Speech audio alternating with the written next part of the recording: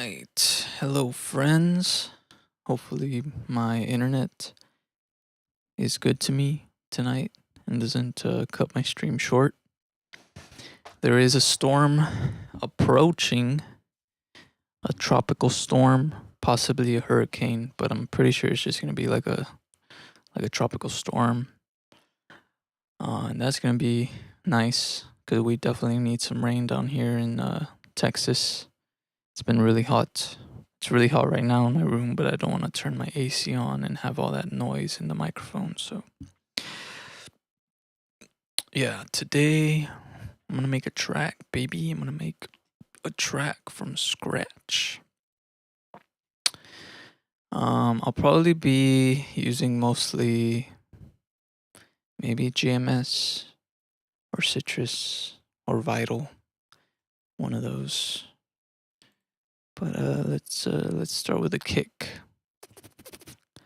I'm gonna be at 123 beats per minute.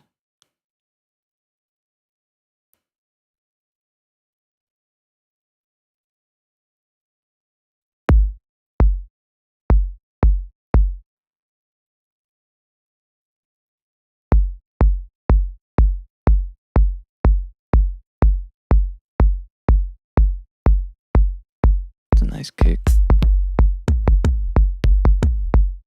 I'm gonna change the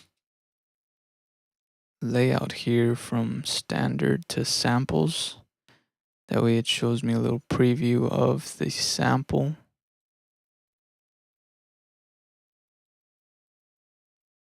I guess FL Studio finally updated this thing. Cause they had it before the view samples, but they had it like, I don't know, it looked different. So I feel like they changed some of this stuff in the recent update, which is nice. Hopefully they fixed the problem where, sometimes I would select a kick and drag it in, and then I'd like scroll down, and usually it tells you where your place is, right? Like it stays there.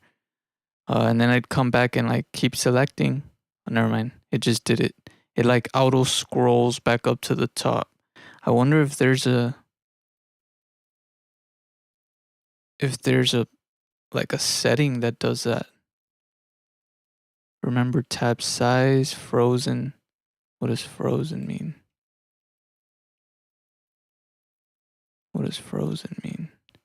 Enable indexing, load plugin tags, search box on top, search for folders, auto hide, full sample preview, collapse structure, reread structure. What does frozen mean? Yeah, like I'll select this, right? I put the kick in here and then I go back and it'll like scroll all the way up to the top and then I have to scroll down to find it. Ooh, that's a cool kick. What should I make? Should I make some crazy techno?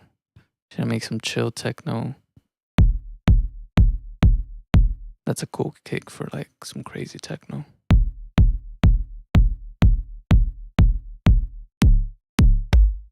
I'm trying to find something short and sweet.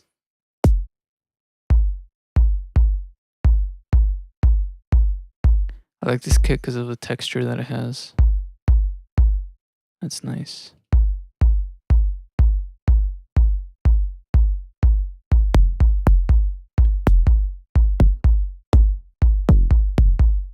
Well, it hasn't done it, so maybe they did fix it.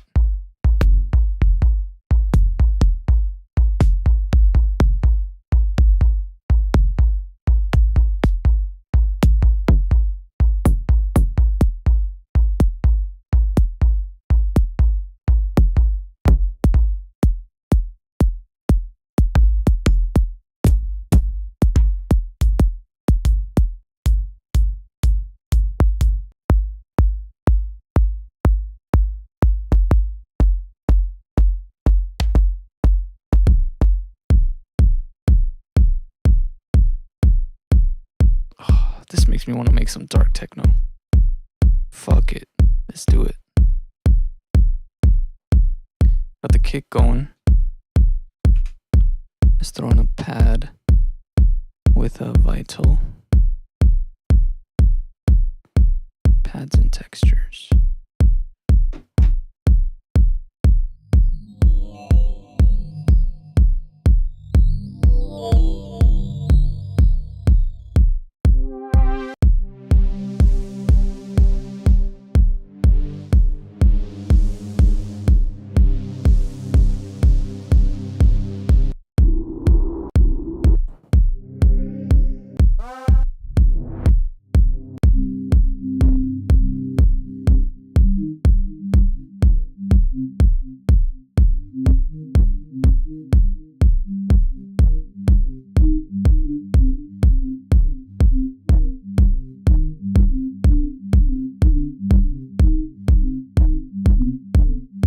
Ooh, that's kind of nice. Also, I recently found out, which is kind of dumb. You would think I would know this. I guess I never tried messing with it, but there's different loop modes. So, for example, you can have the loop here, right? And say I do something like, whoops. Say I do something like I put loop.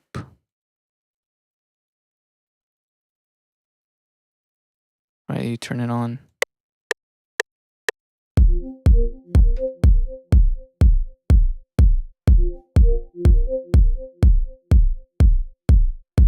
You can have it selected to where, only the kick is getting,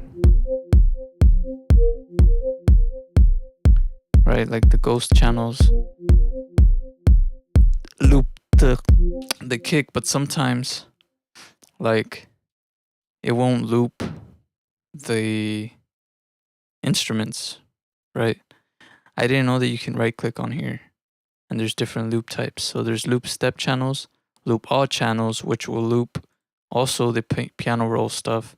And then there's advanced looping, which you can decide, and you can be very meticulous with where you want to loop stuff.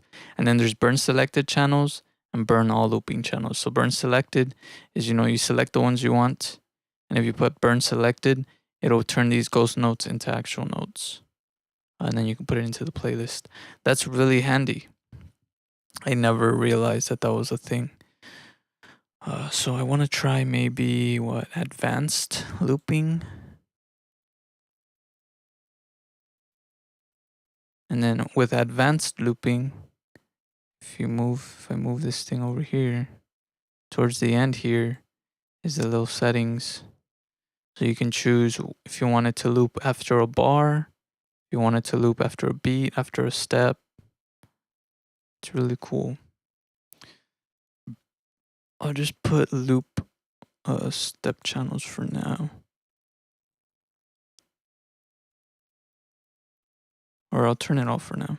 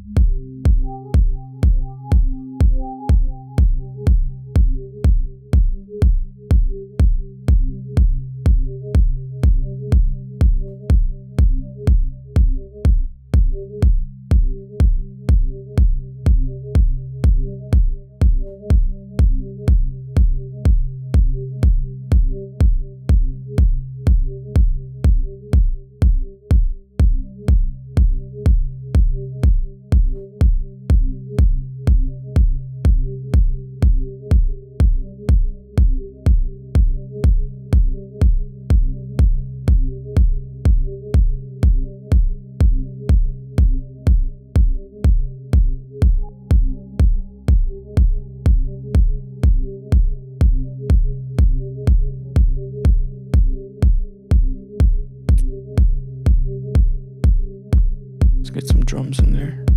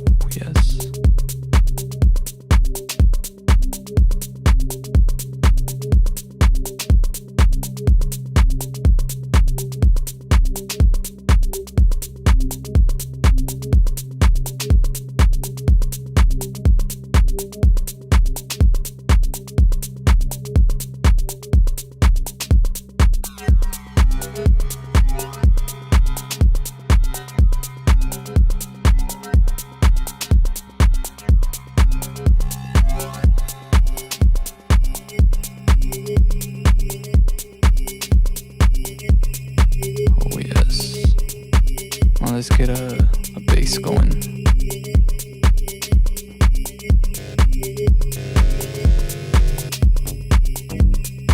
I really like using analog bass too.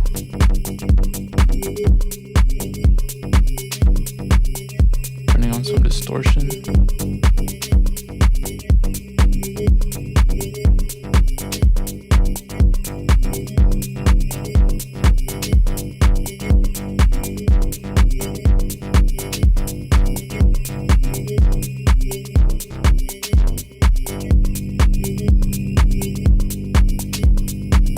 Or maybe basic.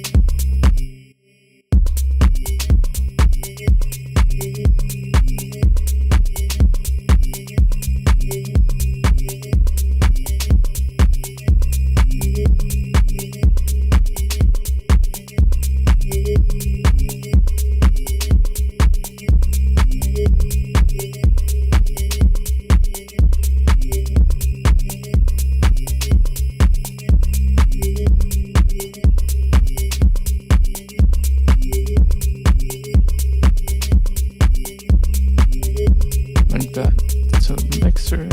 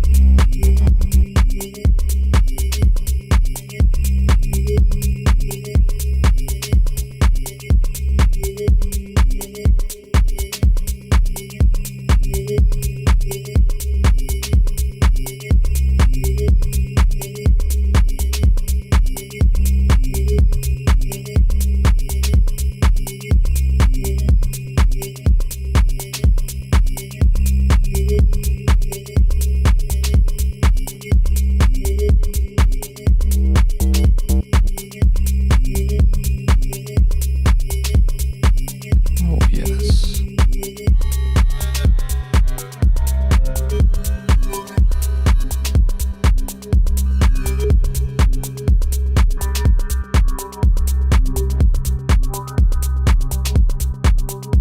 Ooh, what if I create some movement there?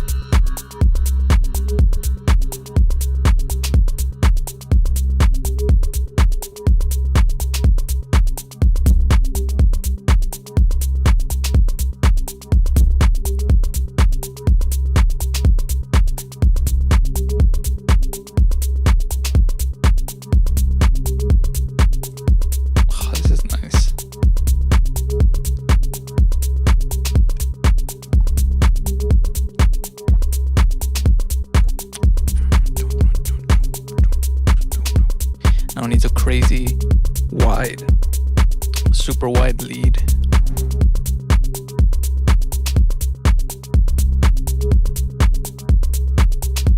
Or like maybe another little sound. We'll find it. Maybe like a higher.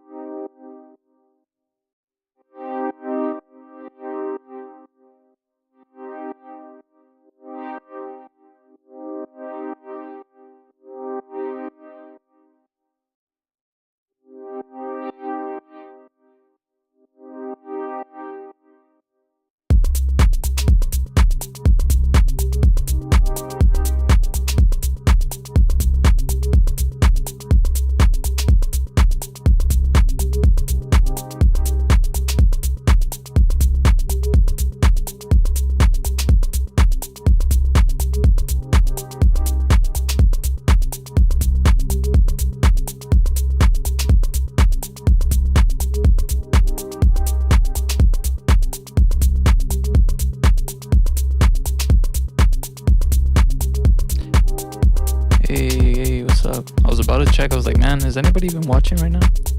I got 4 people. Alright, let's add another sound in here. GMS. You already know it's all about GMS, baby.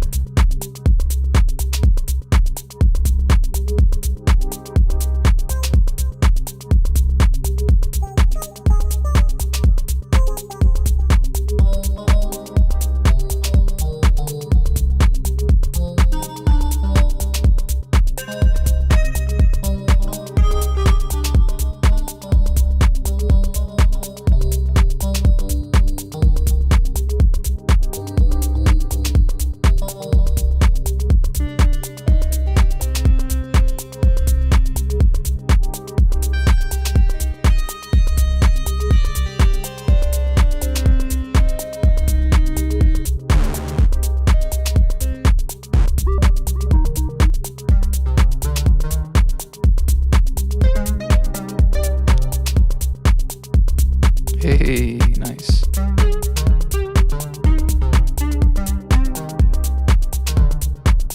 I'm waiting for this. There's supposed to be a tropical storm coming through. I'm waiting, bro. We need some rain.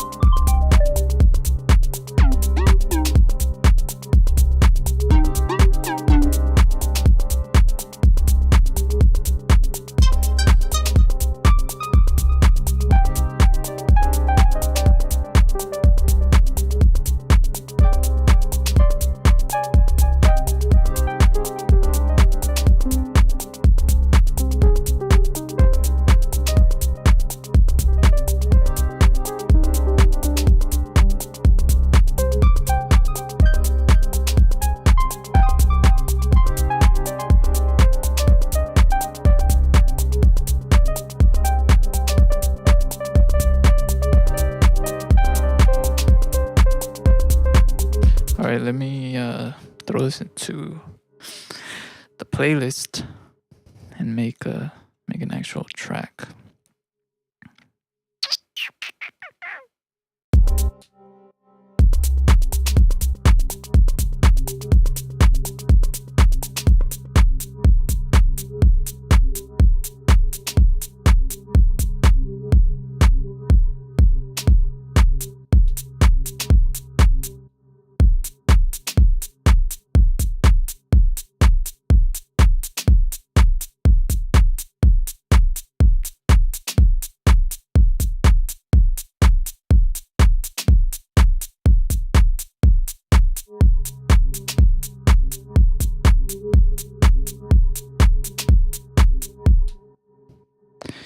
Which are the ones with ghost channels on them? This one,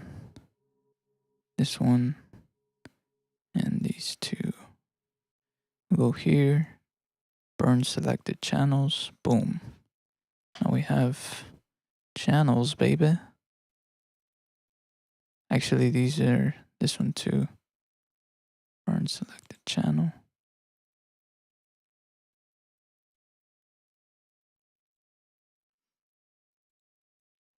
And then I'm gonna go in here, split by channel.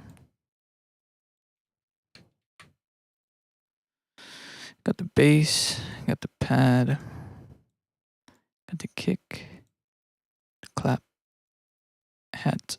Actually, I'm gonna undo all this so I can better organize myself. I'm gonna delete these patterns.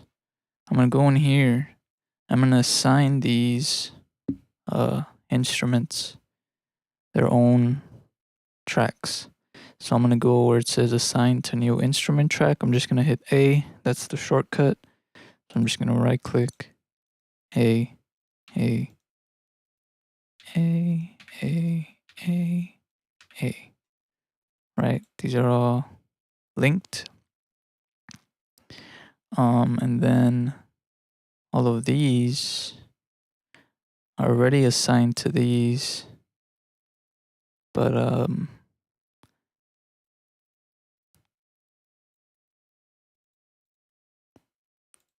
just gonna reassign them. Or actually what I could do is just assign these individual parameters over here. So I can go to bass, go in here, track mode, instrument track, use existing channel, bass. And then what's next? Bass, chord progression. Oh, the pad's next here. The pad should be up there. It's okay. It doesn't matter what order they're in right now. Track mode, instrument track, unassign, chord, track mode, pad.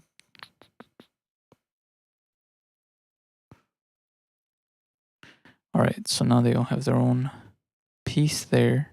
Now I can throw in the first pattern and split by channel. Actually, not yet. I'm gonna rename all these. So this is what? Clap. This is closed hat. And then we got hat accent. And then we got shaker. And then this is perk shaker. All right.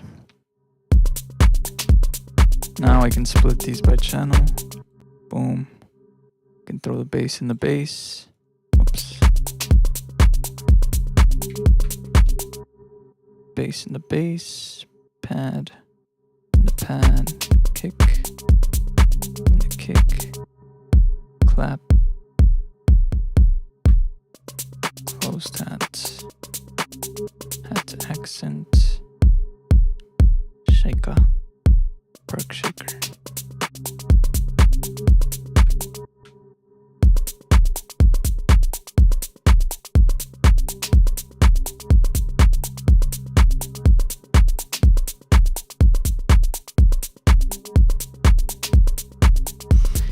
And the good thing about doing things this way, creating tracks, if you didn't know about it, track mode, is that it links everything together. So you don't have to, like, for example, if I delete this from here, it'll delete it from here and it'll delete it from the mixer. So I don't have to go in here and delete the pattern here and then delete the pattern in the mixer. It does it automatically when they're all linked together like that. And then if I create automation clips, that automation clip automatically goes right under the instrument and it like links it to that track, which is really like, it makes things a lot more organized as far as arrangements and composition and all that stuff. Oh man, it's hot in my room, bro.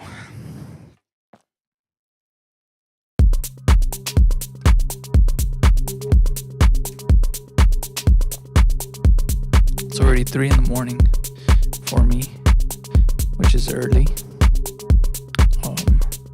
It's supposed to rain around 5 in the morning, I think.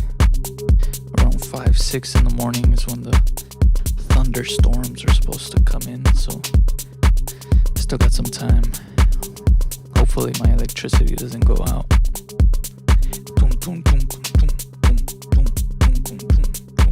Alright, so that's gonna be the intro. I'm gonna just clone this a little bit. I can do some automations, but for now I'm just trying to do the basic arrangement real quick, just to kind of get that down. So this is gonna be the intro.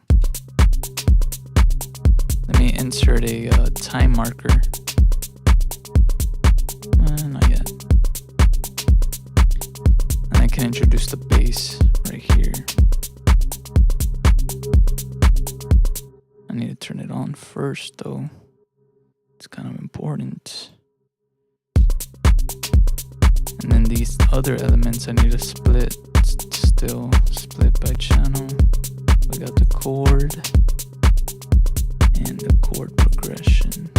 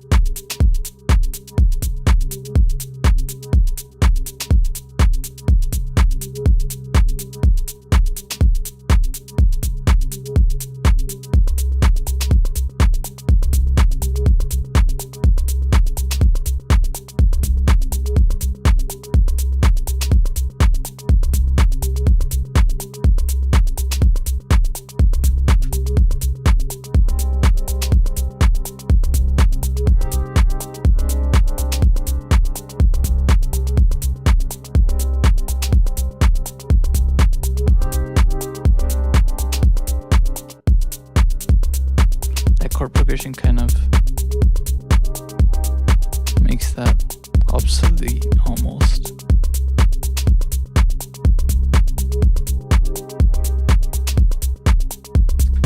I can introduce this before here and then do the chord progression here.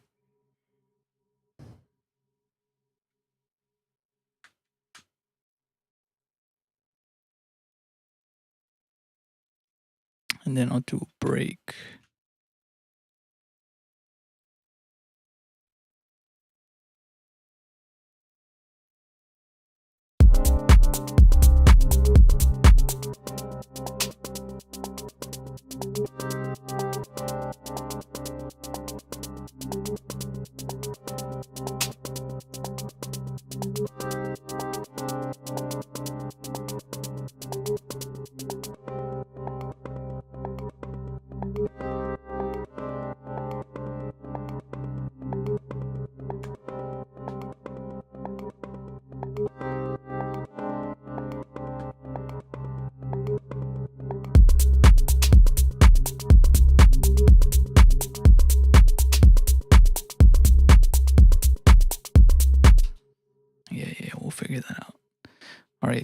intro.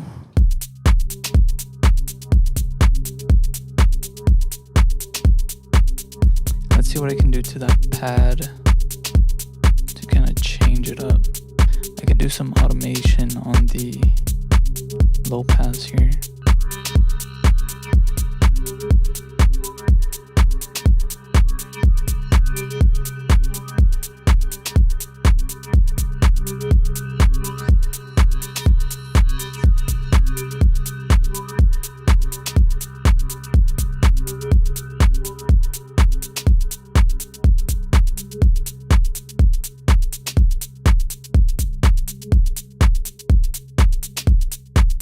Oh yeah, I'm definitely gonna automate that. I'm gonna create a new pattern because I think if I automate that, it automates it in the events, and then it puts it like into the pattern of the pad. But if I do like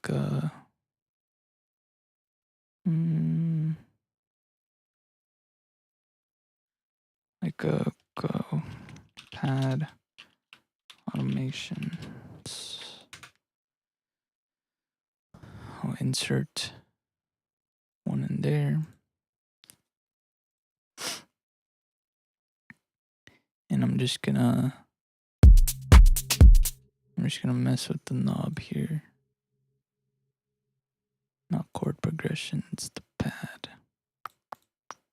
Okay, I'm just gonna hit record on automation clip here and start recording.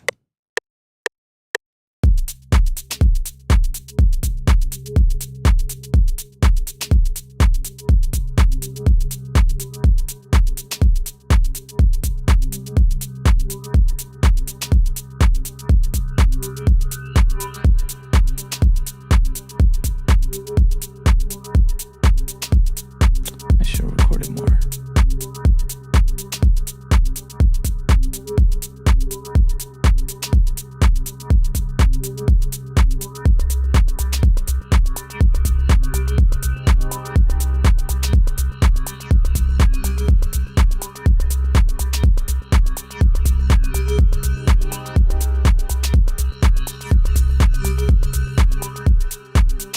Yes.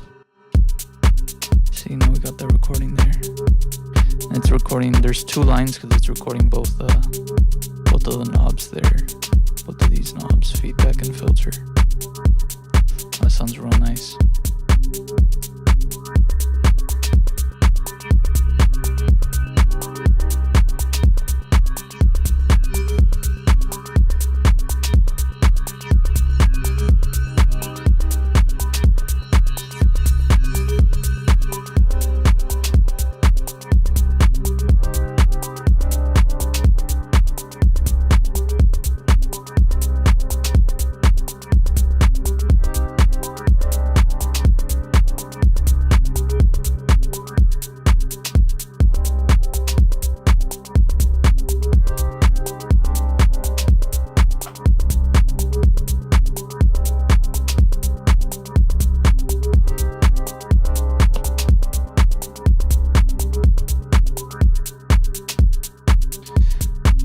Sucks because I think it didn't record that first part.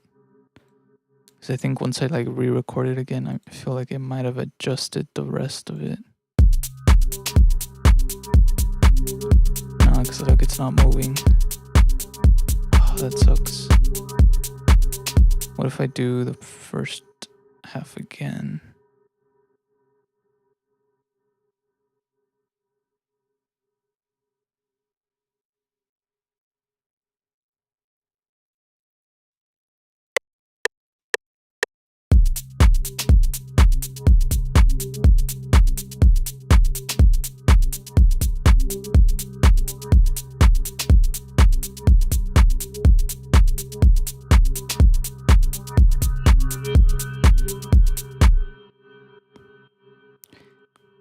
Okay, there you go. Now there's movement.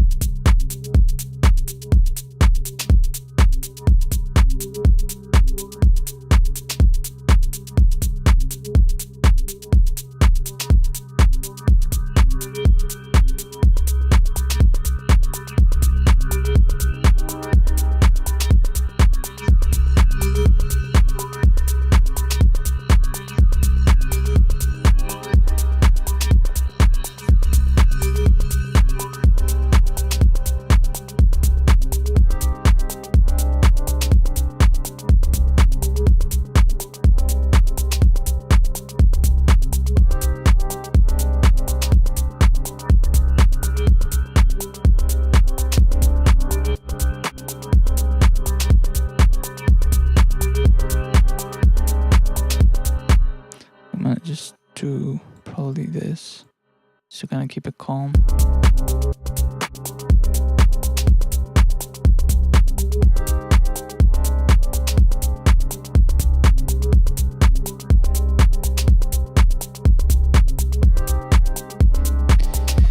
Yeah, lately when I'm making music, I'm like, okay, I really need to start utilizing automations, panning, and not just automations on like cutoff and effects, but also automations in the panning and automations in the volume or in the gain of the sound. That way, like, it creates a lot more space. Because EQing sounds is good to make space, but also another way to make space in the mix for sounds is to lower their volume. So when certain sounds come in, lower the volume of the other. So for example, here the main part is playing pretty loud, the pad, with all that automation. But then once it hits here with this other sound, then I duck it down in the cutoff. And it's still like in the background, but now it lets the chords really shine.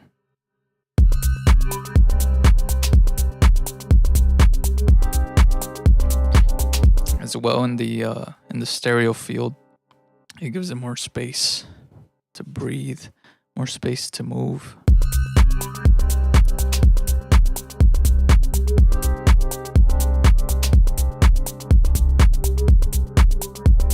And then in there I can sprinkle some like random sounds.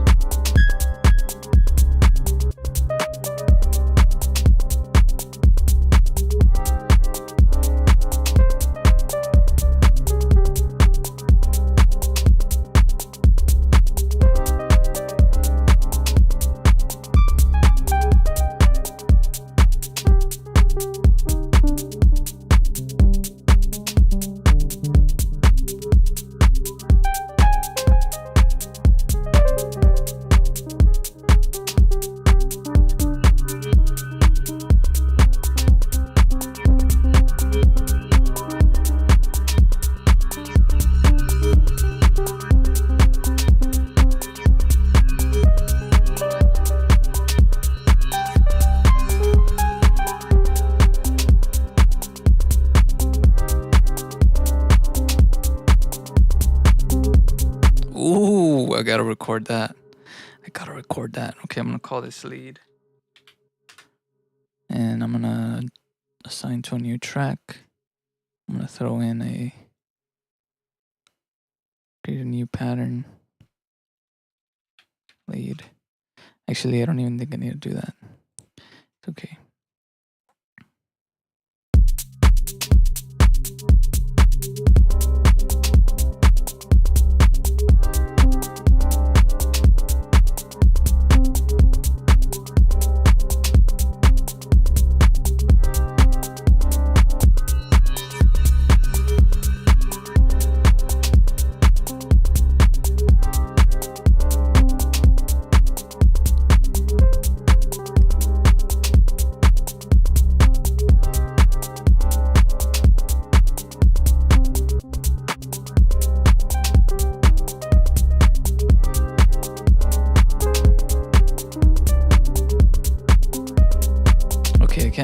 I gotta stop playing because I need to record, bro. That's another thing that I do a lot of is I start jamming, but it's like, bro, no, I need to record while I'm jamming because then it's not the same or it doesn't come out the same.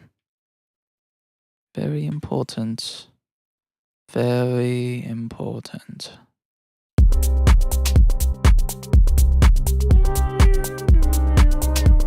Okay.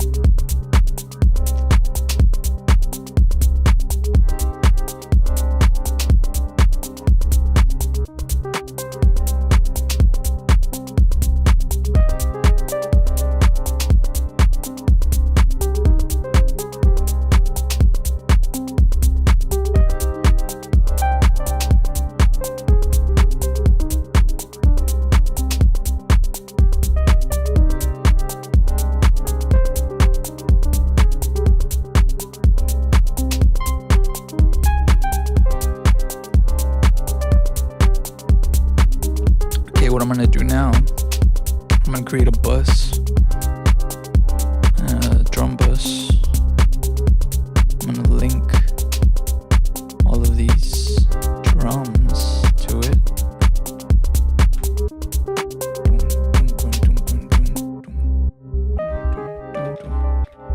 Move this lead over here.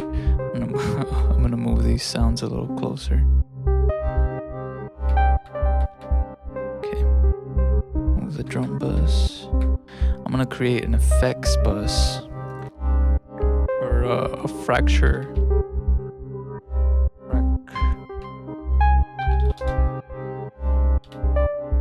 Fracture effects, color that blue or something. Then I'm gonna get all of these sounds. I think I have to do it one by one. I'm just gonna link them there.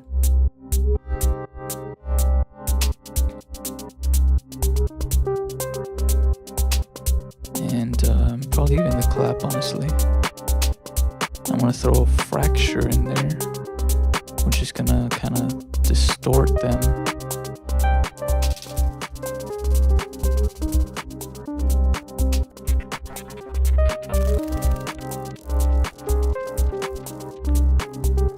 What I can do is add a hysteresis, which will do delayed fracturization.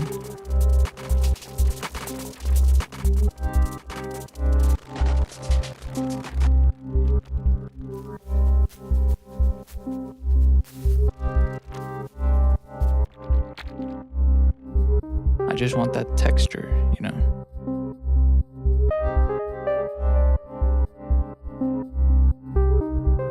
I can change it here.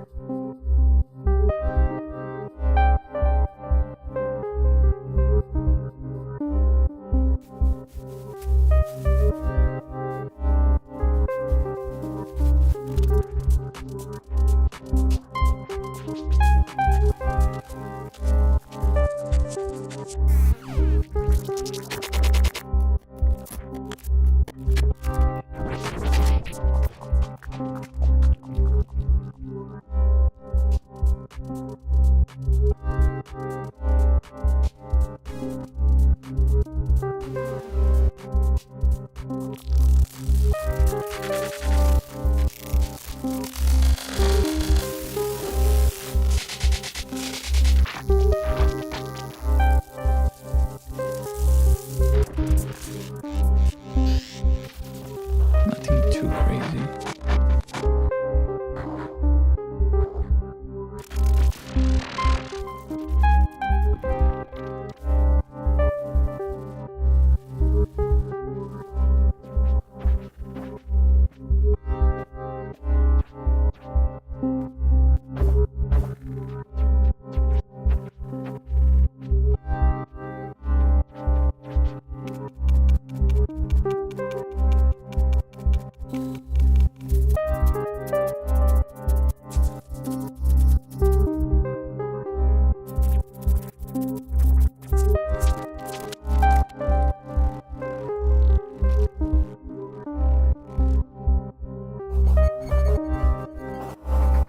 Little rhubarb.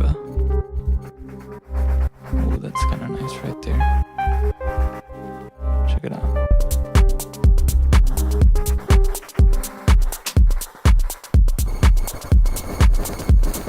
Okay, a little too crazy. A little too crazy.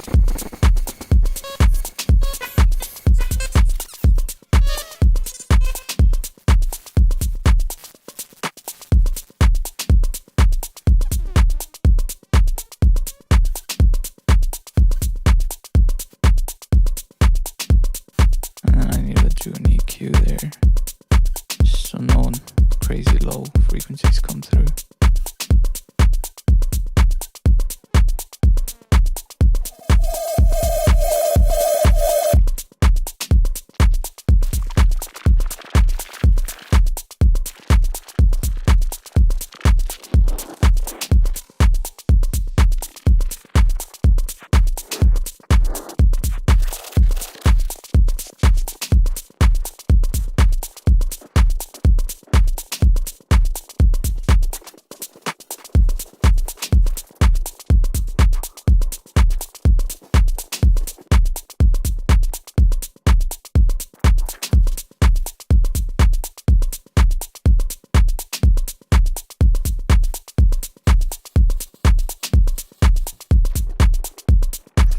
And I do this just to add some like slight difference to the drums and some stereo like information for the drums as well.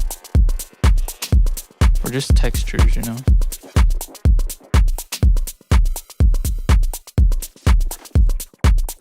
But I'm trying to find one that's not too crazy. And it's a balance between both of these.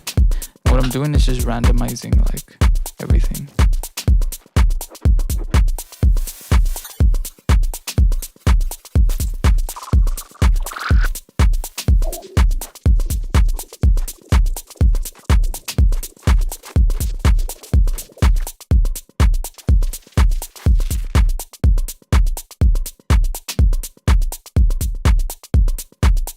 That groove is so nice.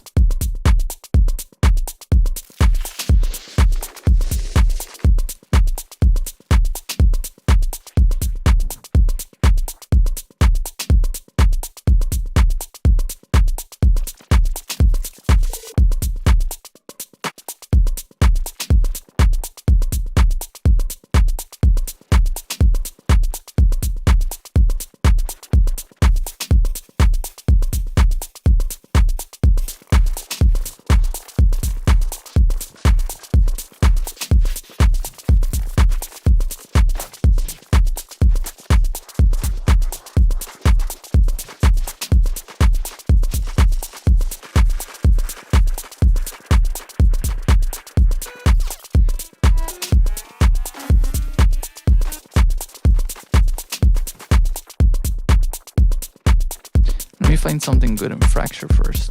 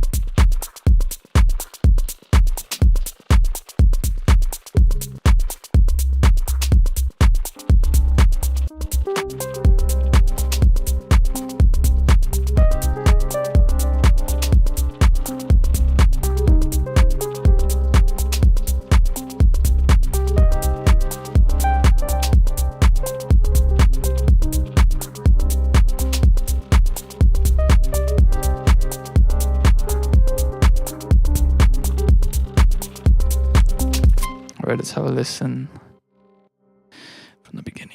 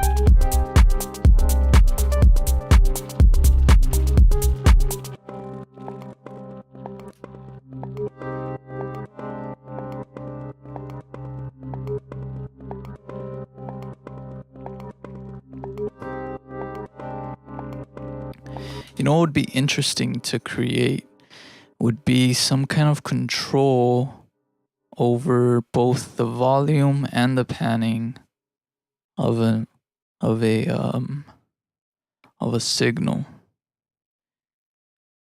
Because in order to create depth in the stereo field or in the panning field, usually, naturally in reality, when a sound goes further away, it sounds, of course, quieter, right? The further away it is, the quieter it is. And then the closer it is, the louder it is. So I'm kind of thinking of maybe creating some type of control that will control both the volume and the panning at the same time, so that when I turn that control, it'll do that automatically. Like if the panning is far left, then the volume will be a little lower. And if the panning is far right, then the volume will be lower. But then if the panning is towards the center, then it'll be a lot louder. That way I can automate that control instead of automating the panning and the volume like separately. Maybe I can do that together. And then I can also maybe in there add some type of filtration, because usually same thing, if a sound is further away, it's more filtered as far as like the higher frequencies, because higher frequencies don't travel really far distances as much as low frequencies. Low frequencies can travel really far, but high frequencies dissipate in the air. That's kind of why, when you see a plane up in the sky, you can feel it because it's those low frequencies, just like those sine waves, those sub frequencies can travel really far because they're really long frequencies or really long waves. And high frequencies are really short, so they can only travel a certain distance and then, they just dissipate in the air. Or if there's like things blocking it, like buildings, walls, things like that. That's why, like in clubs, when you're standing outside a club, you can hear the low end, you can hear the kick, you can hear the bass, but you can't really hear the hats or anything on the higher end because that is usually blocked by a wall. So, like with those concepts in mind, like I think it'd be interesting to create some kind of control that way when I create an automation, it'll seem like the sound is coming like from the back into the front or like from the side to the other side, in a more realistic way rather than just panning something left or right. So let's see, how can I do that? I need something to test first with that. Maybe this chord here. Let me go into its setting. I'm just going to solo it.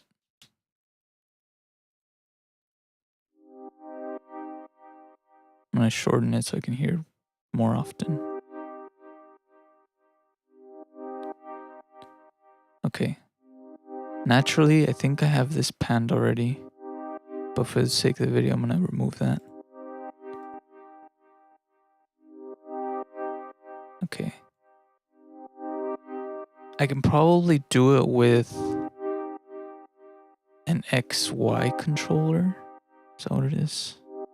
XYZ? An XY or an XYZ? I think I'm going to do XYZ so that I can incorporate a filter. I'm going to change the global speed. I'm going to put that down so there's no smoothing going on. And the X output mapping, I'll do that right now. I'm going to link the panning. No, I'll link the volume to X. Link to controller. To X. Accept. And then I'm going to link the panning to Y. Accept. So now if I have this control here, if I look at these knobs, when I move this left, it controls the volume. I move it right, it's all the way up in volume. Left is all the way down in volume. If I go up, it pans it. to the right, down, pans it to the left. So now what I want to do is I want the volume to follow those paths. So all the way to the top is pan to the right, all the way to the bottom is pan to the left on Y. And then the middle is the center of the stereo field. And then all the way to the right on X is high up volume, all the way down is low volume. So with that in mind, I can go to the coordinates, output mapping. X is the volume. Let's pretend, okay, so this is left. This is hard panned left. This is hard panned right. And this is the center. That would mean here I would need a low volume. Not that low, but maybe somewhere around here. And then over here as well. That way when it's actually, I need some kind of thing like this. So that when it's hard left, it's low in volume. And when it's hard right, it's low in volume. They need to be the same though. And then when it's in the middle, you know, it can be pretty high up there in volume. Let's put that to the test. And then this is left, that's right, that's center. Let's go to the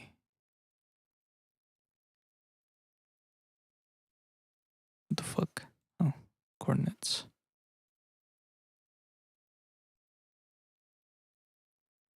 Oh yeah, okay, let me try it. So if it's in the center, that's in the center of the stereo field. Volume is low, volume is low.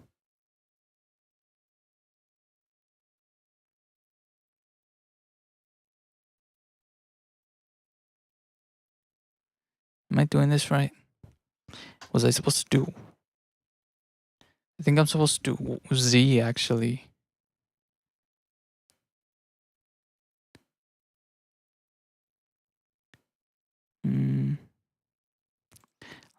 Let me see what it sounds like.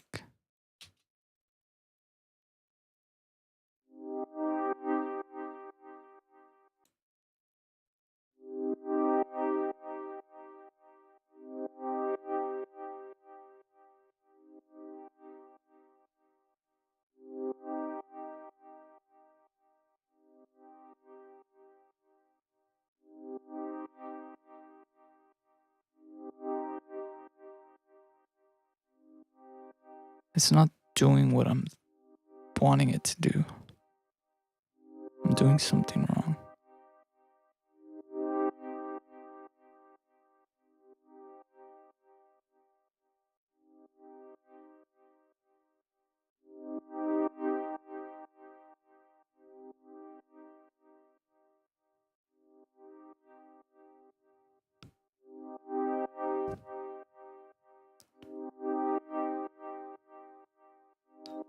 What am I doing wrong?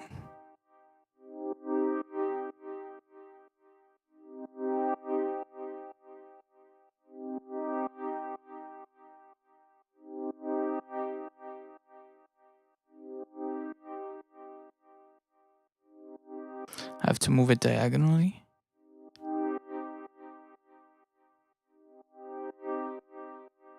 I do.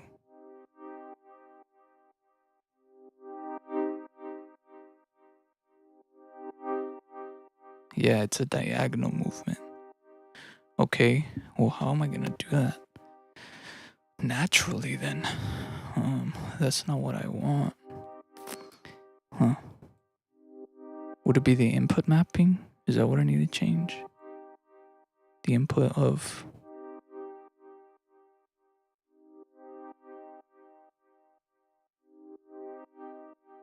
Oh, fuck. I have the idea. I have the idea. I could do this in Patcher. I know I can do it in Patcher, but I need to automate these specific knobs. That's the thing. In Patcher, I can't automate those knobs because they're not in Patcher. Maybe I can use a peak controller. Fruity peak controller. Control surface. Wait, I can make a knob? Oh, I can. Okay. Okay, I didn't know I could just load up control surface on its own. Oh, I shouldn't have deleted that. Okay. All right. Let me create a knob. Let's do this yellow star. Let's make it nice and huge. Okay. And now what? How do I activate it? There.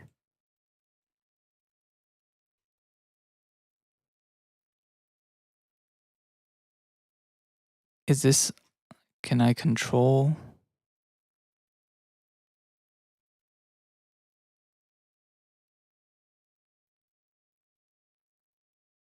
How can I control this? Fuck, bro. Okay, think, Eddie, think. I might be able to route. Let me unlink this from the controller. Reset, accept. Reset, accept. Okay. Can I do link to controller, surface knob 6, and then the mapping formula input? Can I do the output?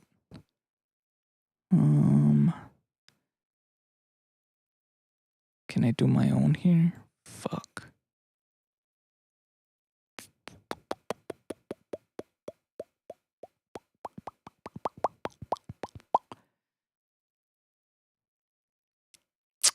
Damn, bro, I'm stuck. How do I do this? I'm trying to figure it out, guys. I want to figure it out because it'd be a super interesting and handy thing to do. It would be really great. Mapping formula.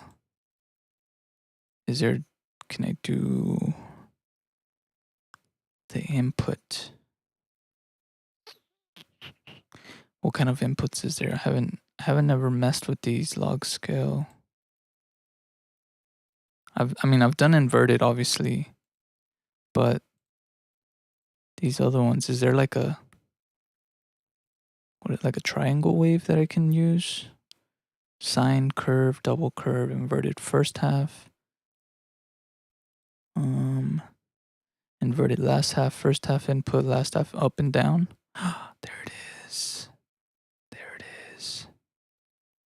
Okay, accept. But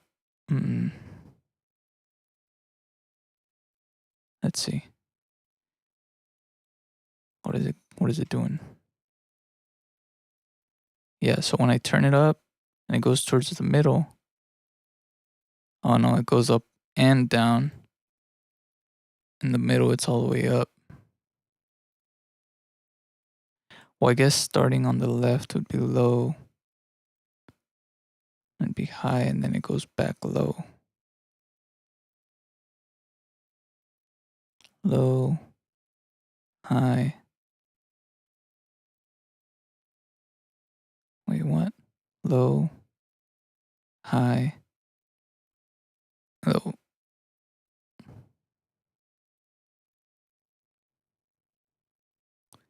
I don't want it to turn that many times. Link to control. Up and down, smooth. Let's see.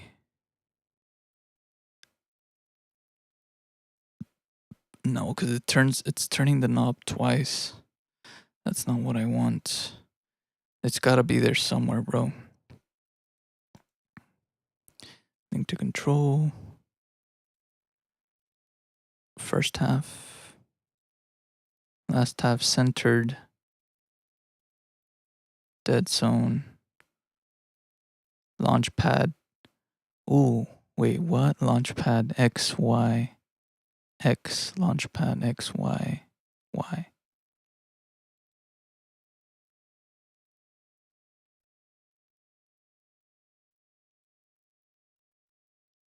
Oh no, it's doing way too crazy. I'm gonna figure this out, bro. I'm determined. It sucks that I'm doing this on stream because it's probably not that interesting. But it's important to learn these things because they can come in handy. Sine curve, double curve. What are these doing? It just curves the way it turns.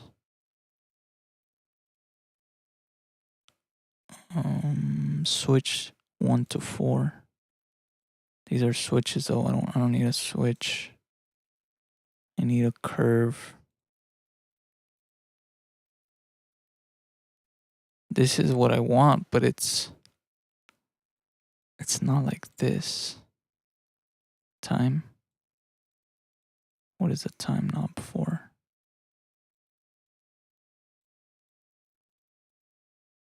Three poles. Let me turn it all the way up and see what that does. Oh, it's the time that it takes for the knob to react with this knob. No, I definitely don't want that. Okay, default. There's gotta be a way, bro. There's gotta be a way. Let me see. Let me go back in here. How do I automate this? Would it be this? Link to control. And then link to control. I think that's it right there. I think that's it right there. Okay. I'm gonna unlink. Reset. Reset. Okay, link to control. X. Accept. Link to control. Y. Accept. Let me make sure this is.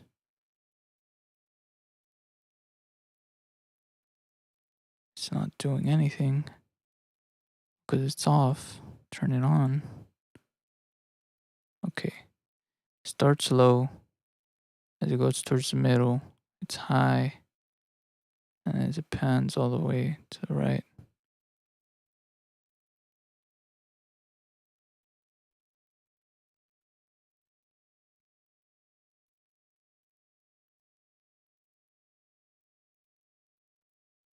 Okay. Okay, so then these link to control. Then I can link it to the knob, accept, and then link this one to the knob. And now go to the control surface. Let's see here. And now it's moving in a diagonal way. And it's moving the way that I want it to. Yes! Okay, we figured it out. Hell yeah, boy. Hell yeah, boy. I wonder if I can create, like, if I can create a preset. I mean, I can definitely create a preset here. I'm gonna do it actually. Save preset as X volume, Y panning. I'm just gonna call it that. And then I just have to link these knobs to a knob. I'm gonna just save this knob. I wonder if I could save it all together. I could probably save it all together in a patcher preset and then just link volume and panning to it. That's cool though, because then I can also edit the output mapping to make it whatever I want as far as like how far I want it to pan is this thing. So like all the way down is left, this is center, this is right. So I can choose how far I want it to pan. And then for the X, I can choose how high the volume goes and where the low volume starts. I think I can select both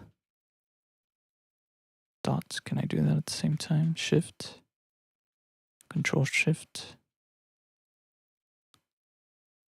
Control Alt. Is it just Alt? Damn, I guess not. Well, we figured it out, boys. We figured it out.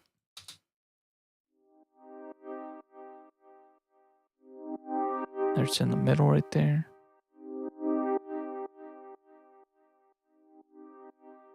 Low volume. Low volume. Yes.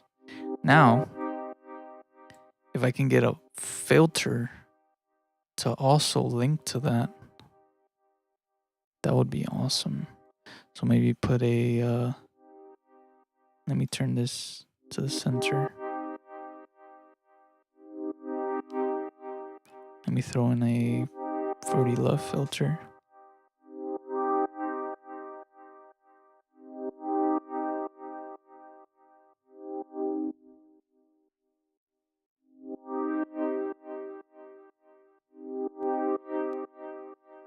Okay, so what I want, and I can link this to this, I guess. How would I do that? Oh, in the mod X, mod Y. I can already do it here in Fruity Filter itself, which is cool. So I can do the same curve that I did for the volume for the cutoff. So when it's in the middle, it's open. And when it's,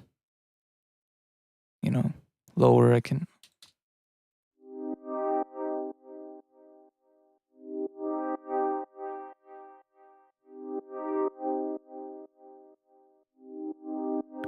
Yes. Okay, mod X, cutoff. Let me do snapping here.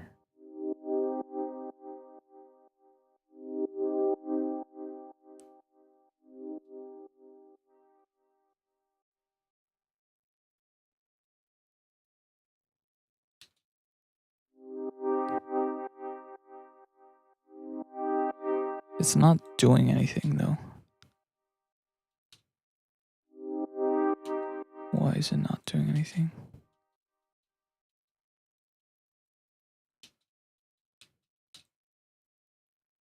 Why is it not doing anything? Always trying to figure these things out, man. It's not the best thing to do. Why is this not active? It's moving, but it's not affecting this. Is it the volume? No. Filter 1. This is filter 1. Cutoff. Mod X.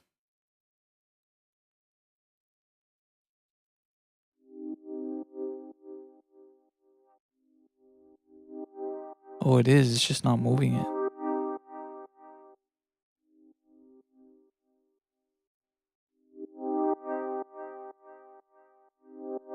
Well, that's dumb. They should definitely show that.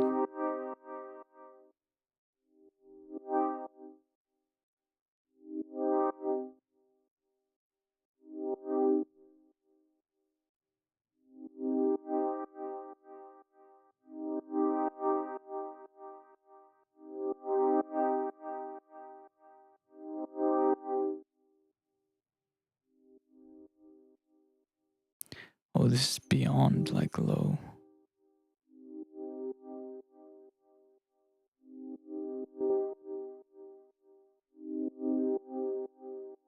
Somewhere there would be nice.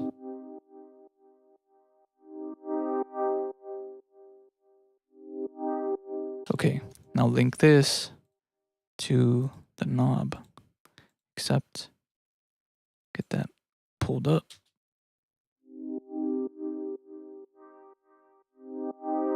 Okay, pan to the left.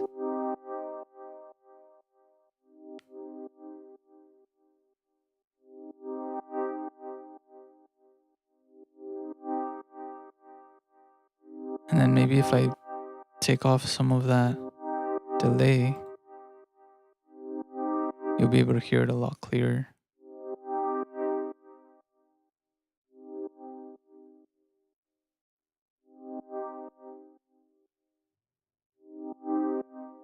Oh, that's fucking awesome.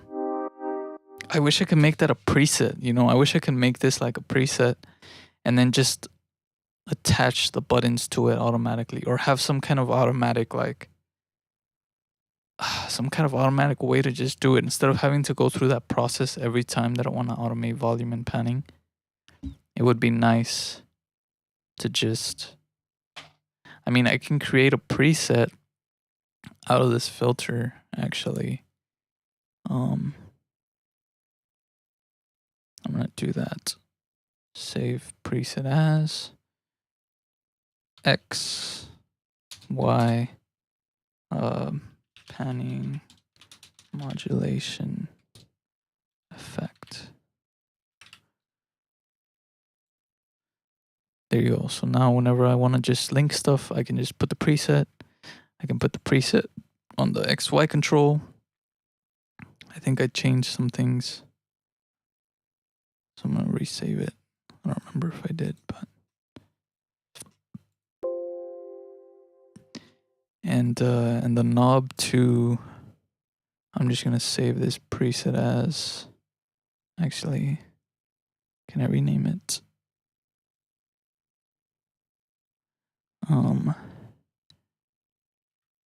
Volume slash pan slash cutoff. I'll just put filter.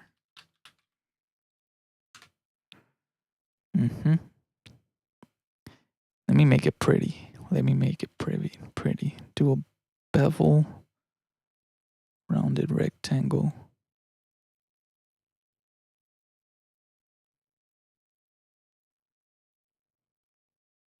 Send to the back.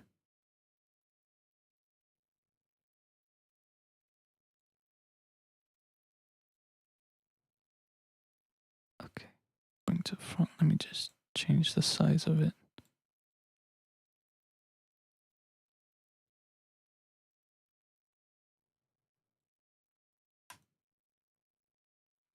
Change the color, make it pretty. Oh, it's crazy. Unlock this.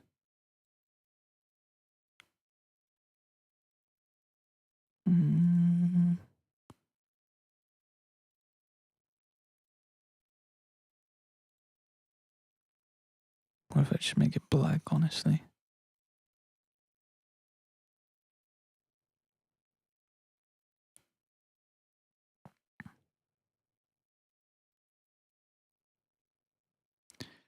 Yeah, that works.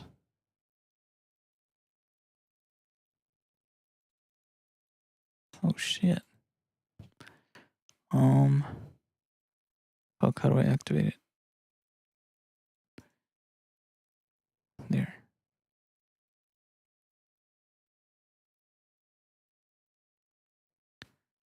And now save preset as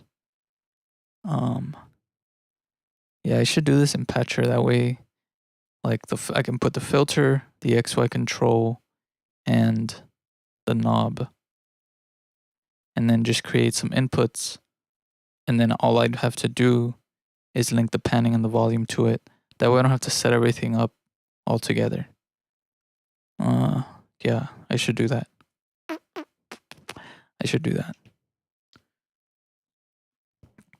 I'm gonna do it later though, because I don't feel like doing it right now. But now that I have all these presets saved, I can just put them and do it real quick in Patcher. I might be able to do it right now, honestly. I'm just gonna call this panning volume filter knob test. Save.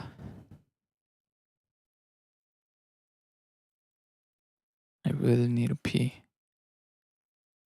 Give me a second. I'm gonna play the music and then I will be back in just a few moments. Oops, not playing anything.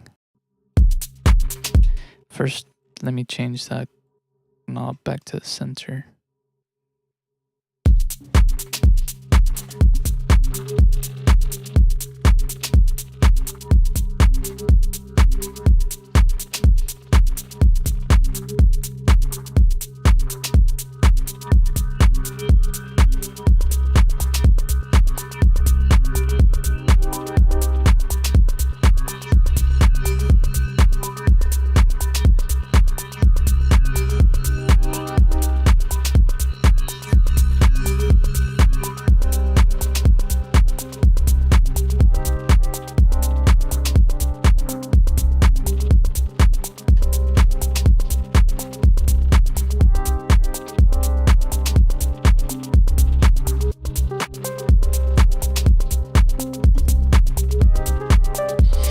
Alright, I'm back.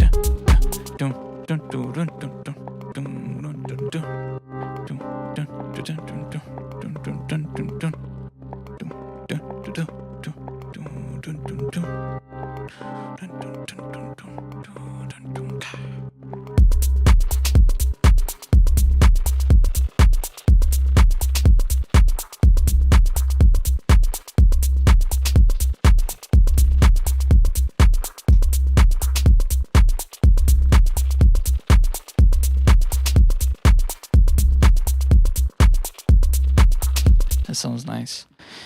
Okay, I think I'm gonna create it in Patcher real quick. Maybe it can serve as a little tutorial for you guys. But I could also put out the preset for you guys to just download too. So I'm gonna do it real quick. I'm gonna do it. Let's do it for another sound.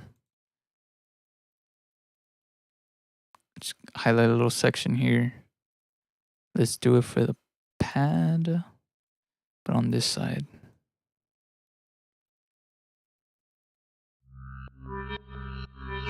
Okay. I'm gonna insert patcher. I'm gonna load up my little knob already. I think it should be, it might be in surface presets. Yes. Okay. So I have the knob here, volume pan filter. I can insert like little labels. A label default and rename it left. Put that over here.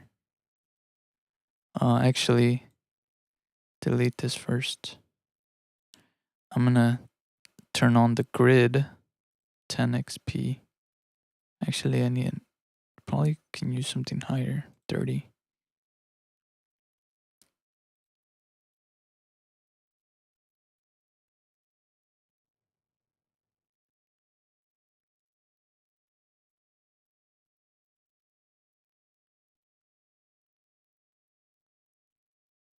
Do a nice little square here.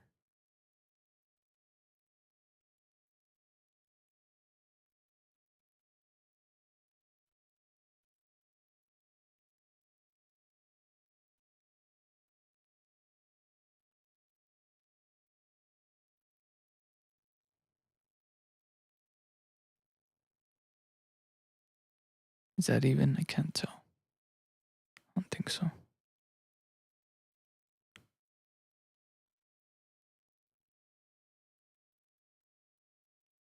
Right there.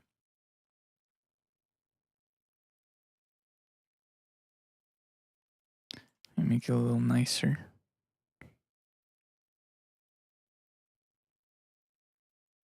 And go in here, create another bevel. Rectangle.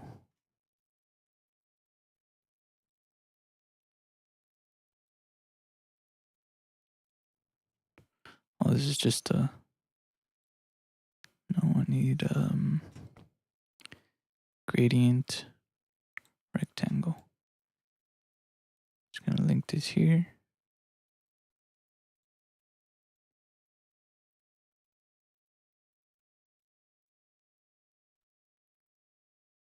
Just go in there. Color this like something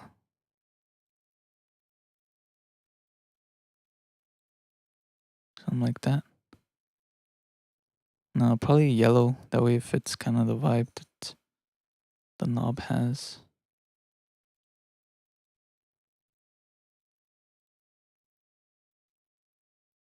It's ugly, bro. Why am I so picky? And then I can do label, default, rounded, default. Rename, call this depth.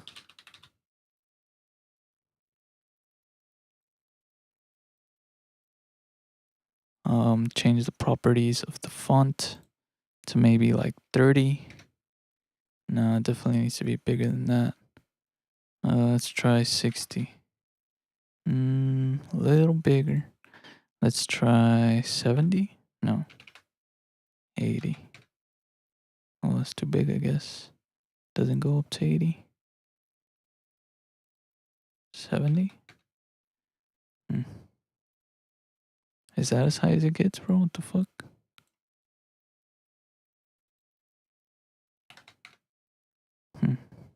I guess so. Can I do 60? Nope. Can I do 50? Can I do 20? Yeah. Is 48 the highest? That's crazy. Properties 50. Properties 48 is the highest. Okay, got it. Got it. Color what, black? Oh no, not that. Dang, how do I make it transparent? Damn it. Style, default. Properties, font height, 48. Font color, where's the font color? There it is, black.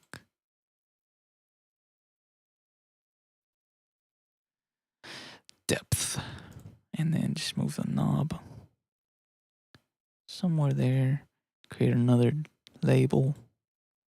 Rename this left, and then create another label. Duplicate.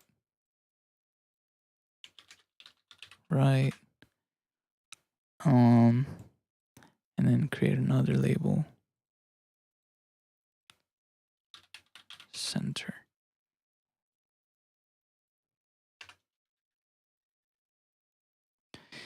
And I can put these in here. Properties. Is there a font size here? I guess I can take the name off.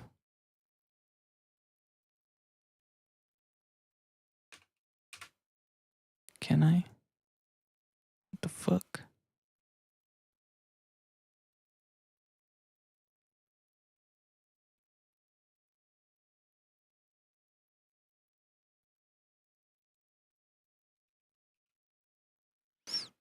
I can't just name it nothing? That's dumb. Oh, I think it's just the name of the knob, but it doesn't actually have that when I. Oh, it does have it.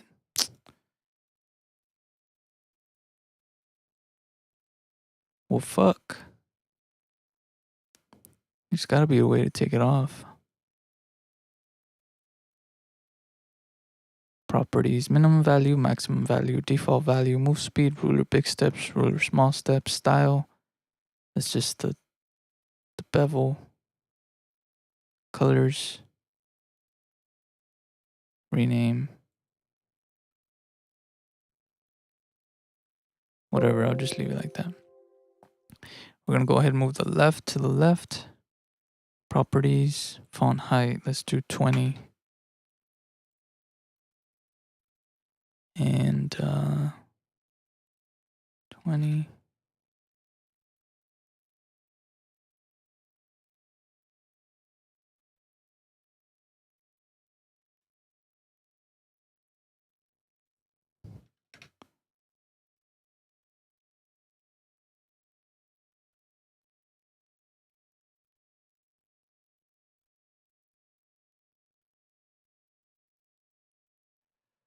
Okay, let me create another bevel, rounded rectangle, double rounded border. Yes. Throw that in here. Actually, change the grid to 20.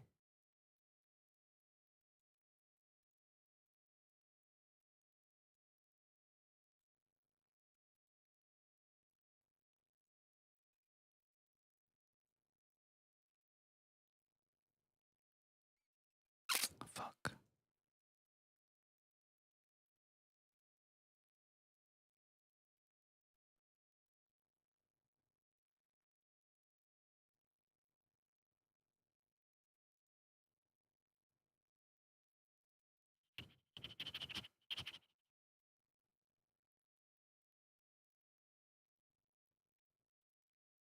Whatever, man. This fucking works for now. This is so.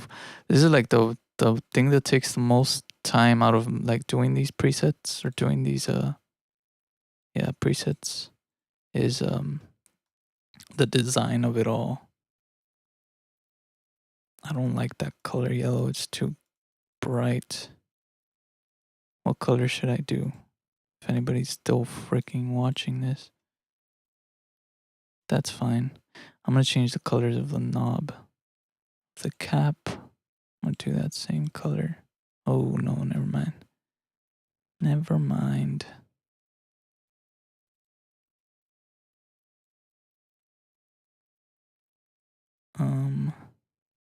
Gear, white. Oh no, that's gross.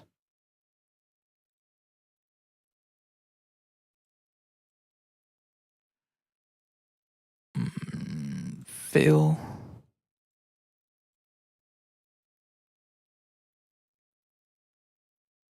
Cap. Let me change the cap.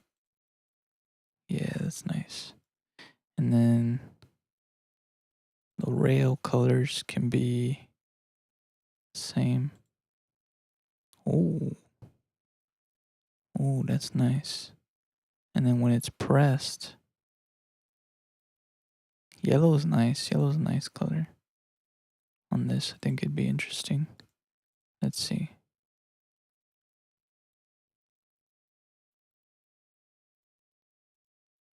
The fill. Oh, that's the fill of this. What if I do yellow for that? That would be crazy.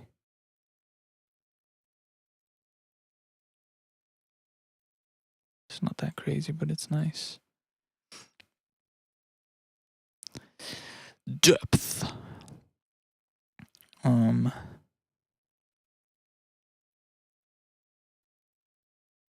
me see. Change the color of this. Nope.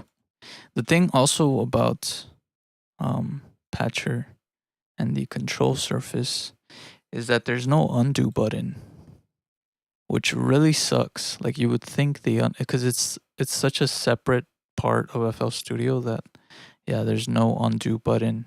If you mess up, that's too bad, bro. That's too bad, bro. Because you can't change it. Why can I do, like, why can't I remove this? That's freaking frustrating.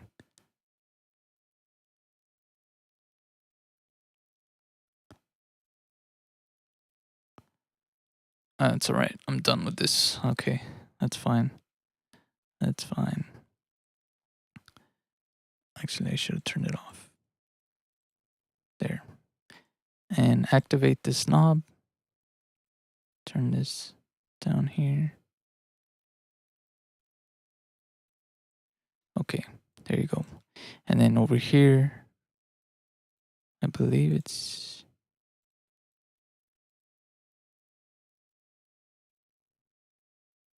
is it here? Hide.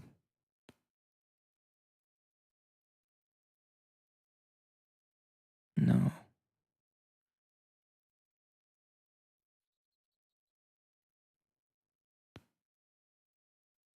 I think I need to take this.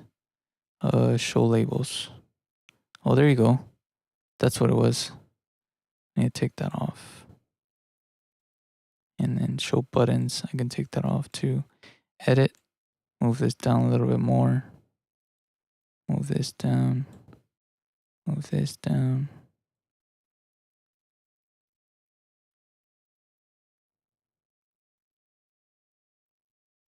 Maybe shrink the button a little bit. I wish this would tell me where the center is. That would be nice.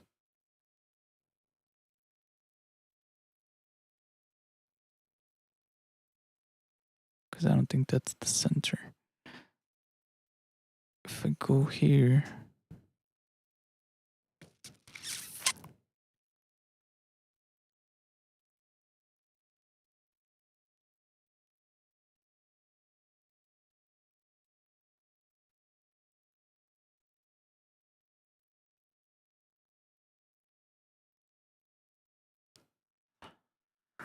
okay.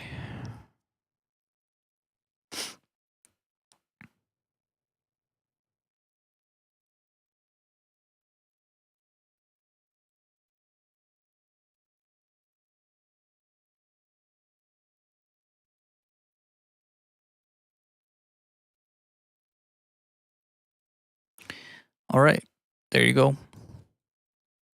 There you go. All right. Now in the map, here's the input. I'm going to insert the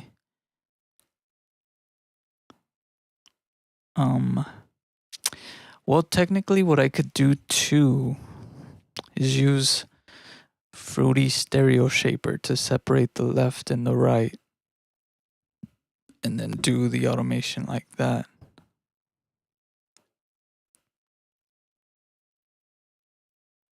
But I don't know if I want that.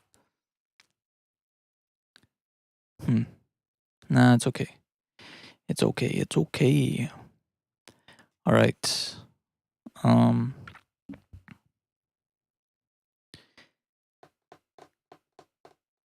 think I'm gonna rename this actually. Let me show the buttons for now.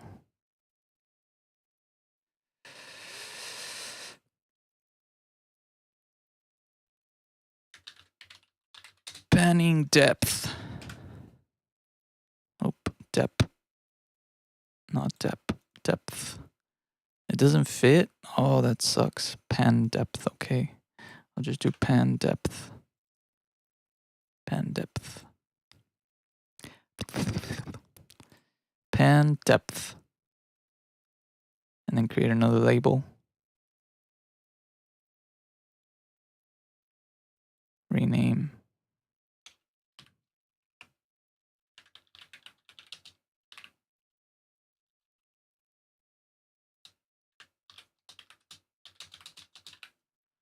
Yeah, son. Just throw that in here. Why doesn't it?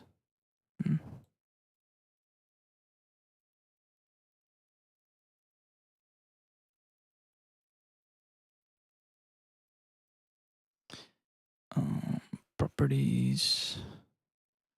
Let's do 16.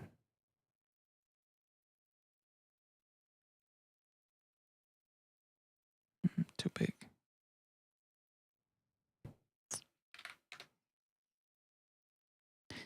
Yeah, that works. Rename this panning. Oops.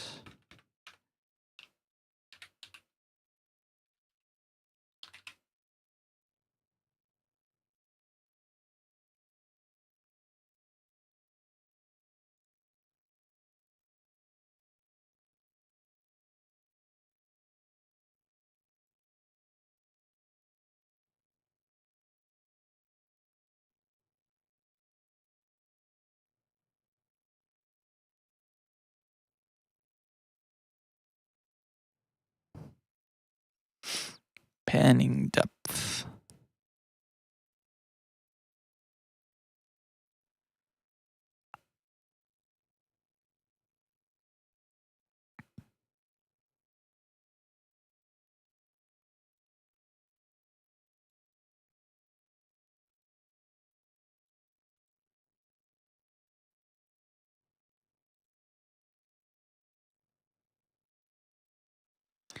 Mm, mm, mm, mm. Oh, gross. Fuck, there's no undo button, bro.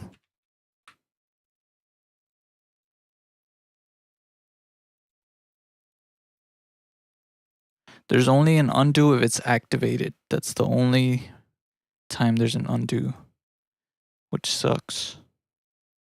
Damn, now I have to delete this. Well, not really. Properties 48. I can change the font color. There, font color. I chose the wrong thing.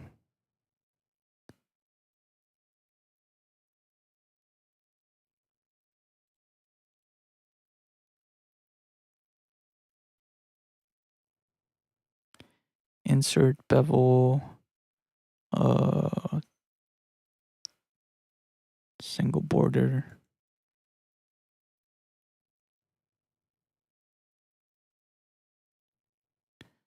Colors, color. Accept.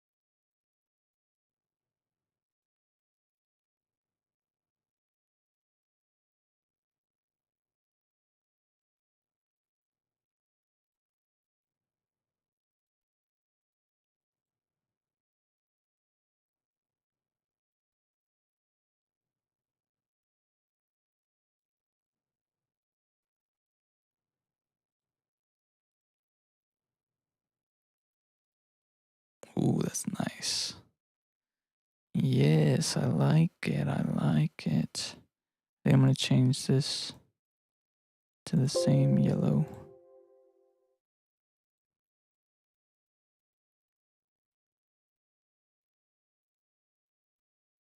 Nah, never mind.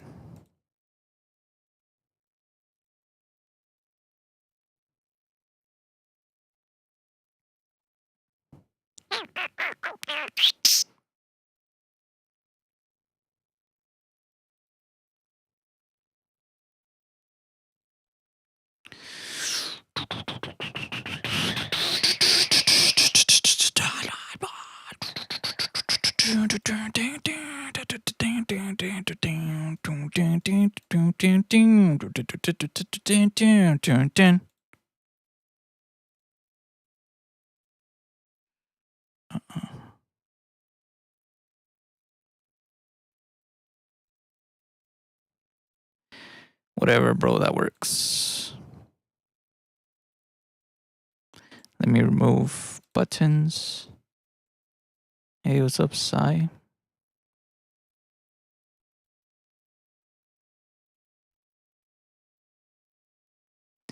There you go. We got the panning depth knob. Now I go into the map. Now I'm gonna insert the love filter. I'm gonna go in here. I'm gonna use the preset that I just made, XY panning mod effect. X is gonna be panning the cutoff here. And now I just have to activate output. Or is it input? Input parameters. Whoa. Fuck. Filter 1. Mod. Is there a mod here? There's an easy way to do this. There's an easier way to do this. I think it's in, if I just go in here, activate. No, it's not activate. Do you want to disable this? But yes.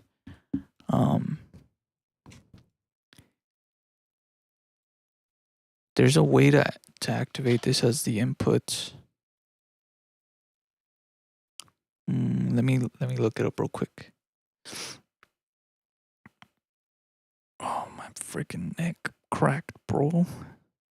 Let me ask Chat GPT real quick. If you guys ain't using Chat GPT, bro, I don't know what you're doing, bro. You guys gotta use it. For music production, if you have any questions about anything, sometimes it's hard to get an answer, like when you're trying to look on YouTube or you're trying to look on Google or whatever. But if you ask AI, most of the time it'll give you a pretty good answer. And if not, it'll lead you to somewhere that can give you an answer at least. That's what I've found most of the time. And it's a lot faster than trying to sort through a bunch of things to try to find your answer. You just ask ChatGPT. What was I going to ask it? How to activate a input of a plugin in FL Studio Patcher.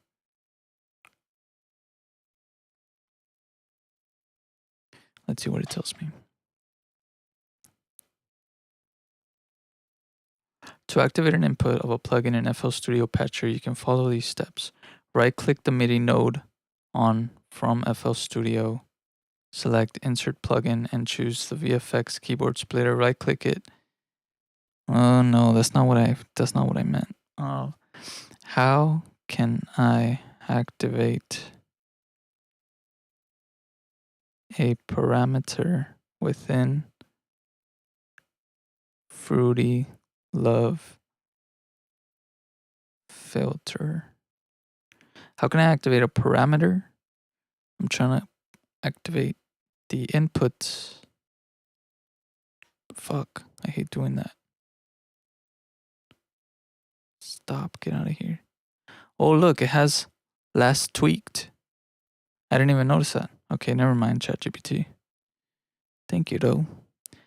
Wait, hold on. There's got to be an easier way, though. There's got to be a way I can just do it within the plugin.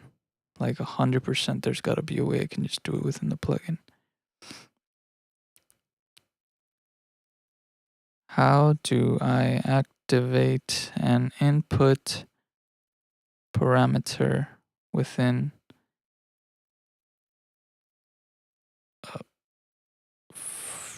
Fruity Love filter in Patcher?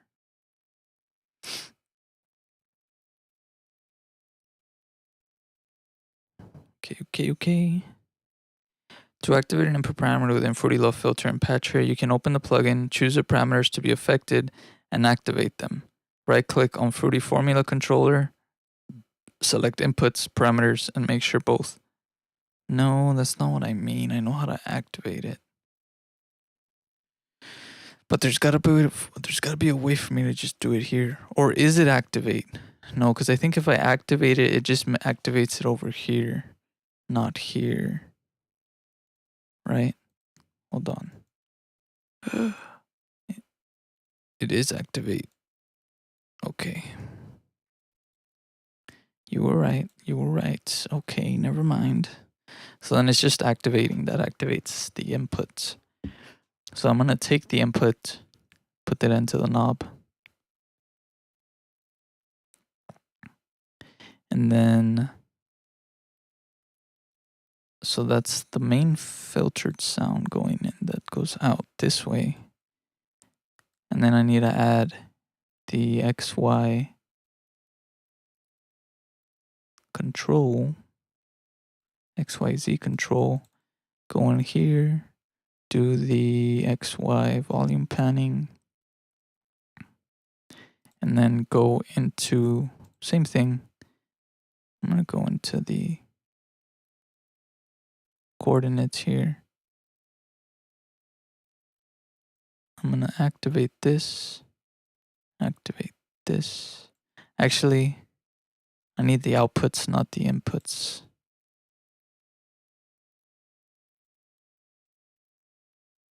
So I'm going to go to outputs, controllers, X, output controllers, Y, and then I'm going to throw that.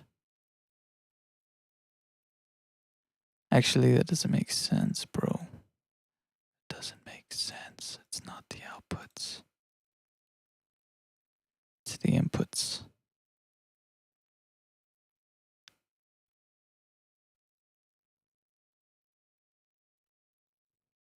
So I'm going to link the knob to them. The output would be the panning. Fuck, am I going to have to do the panning and volume in here?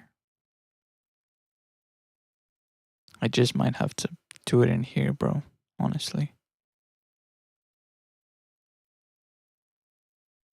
So let's get a fruity, fruity balance. Fruity balance.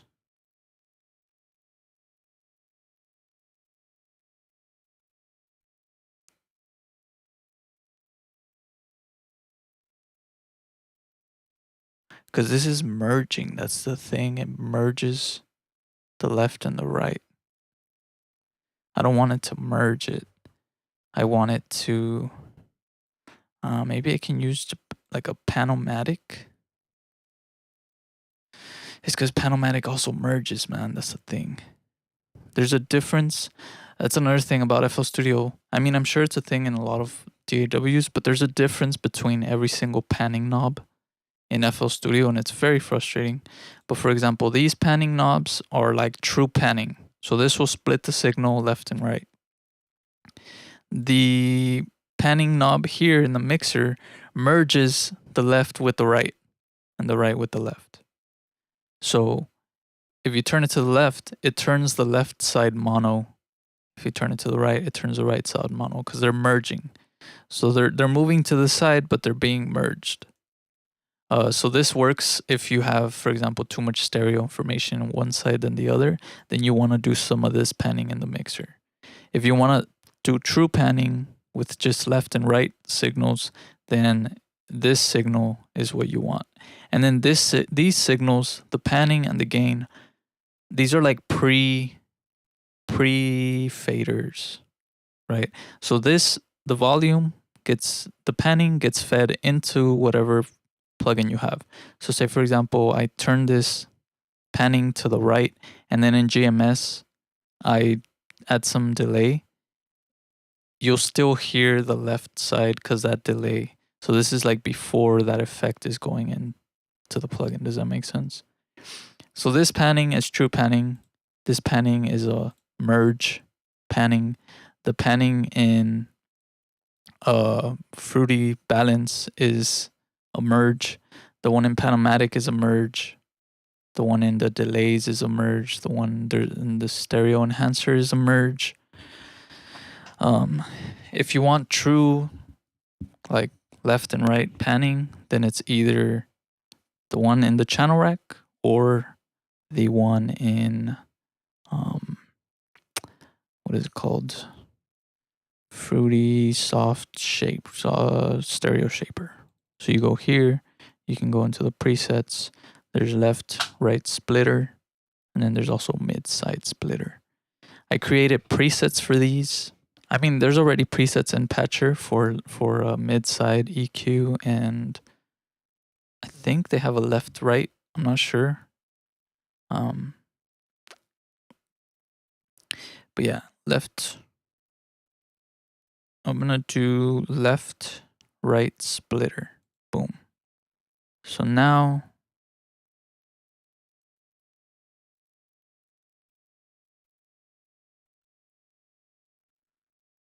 it's splitting the signal in two. I'm gonna disconnect this for now.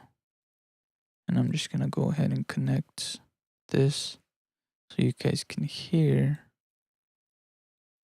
If I go into outputs, audio, send one, this is gonna be sending, because right now it's only sending the left. If I do this, which is this input output right here, then it's sending both signals.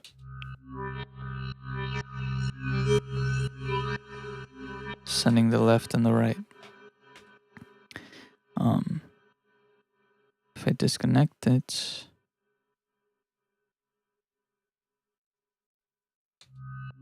it's only sending the left. Now, how can I pan that? Is the question. Would I be moving these knobs? I think so, right?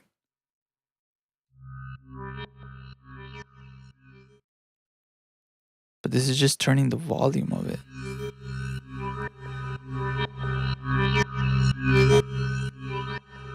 I need to change the position of it. How do I change the position? Is that when it comes, is that when it's being fed either to the left or the right through these knobs?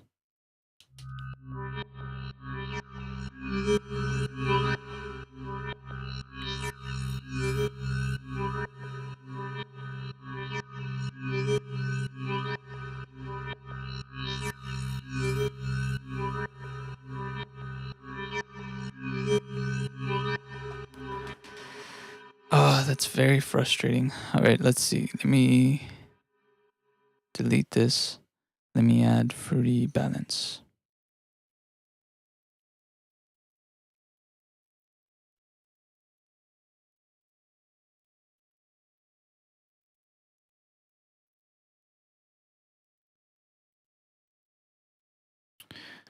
Wait a minute. I'm trying to figure this out right now so bad.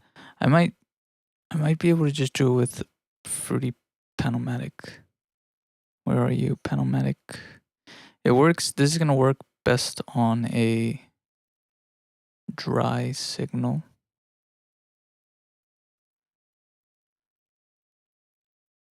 All right, Fruity Panomatic. We got the panning and the volume.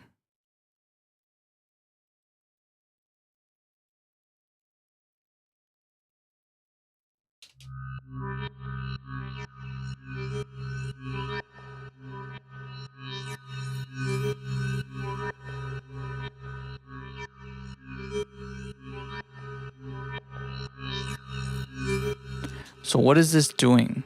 What is panning? This is feeding the signal from one to the other.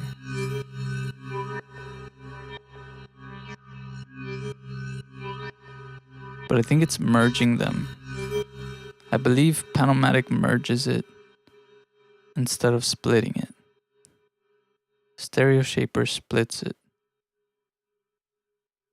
So what I could maybe do is split the left and right. Throw that into some type of XY controller. and then feed that XY controller to the other XY controller for the panning, and then add a gain for the volume. Fuck, bro. My brain hurts. This would be the easy route. This would be the easy route. I can just route this into the XY controller, the volume and the panning, which would serve as the volume and panning here. But this is a different type of panning. That's the reason I haven't done it. It's because this panning merges the left and the right, and I don't want it the left and the right merged. I want them separated, but I want them to be changed.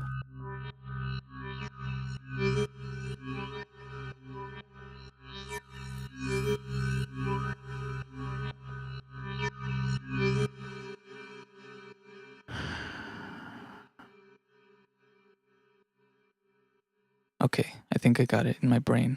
Figured it out. Okay, add XYZ controller. Add stereo shaper. Go in here. Left, right splitter. Send 1. Or I guess send 2. And then just activate outputs. Send 2. Right now it's just playing the left. I can feed this into X. And then turn on Y. Actually, it can't be fed in there. Does it have to be fed to the...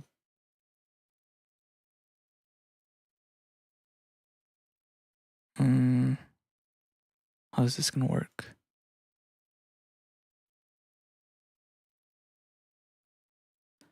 How is this gonna work? Output X.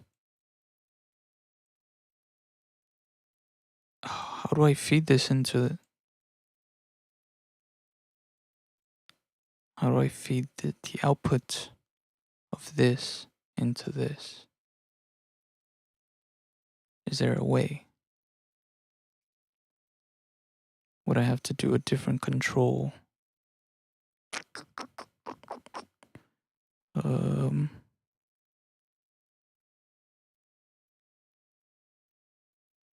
Fuck, what's the other control? There's a...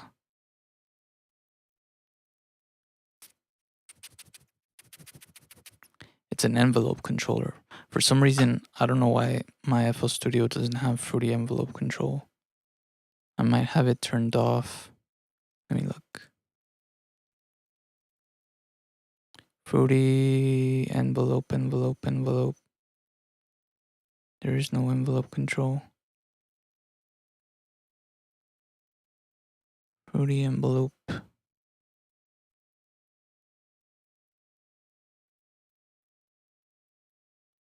Fruity envelope.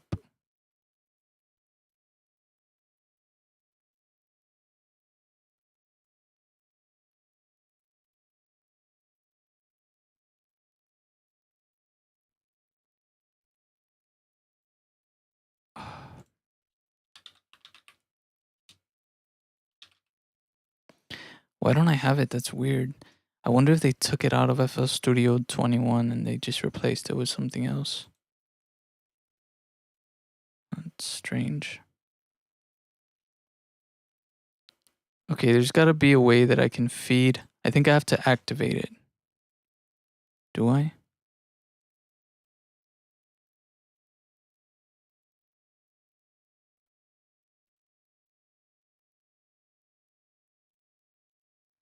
Fuck, man. Yeah, I think I have to activate. Actually, I think I have to... If this is at 0, and then if I turn this up,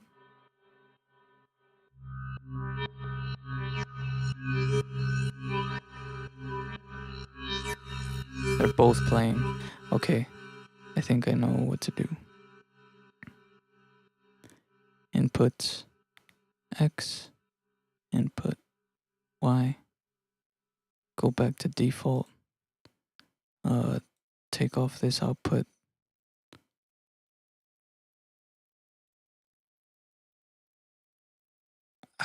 guys.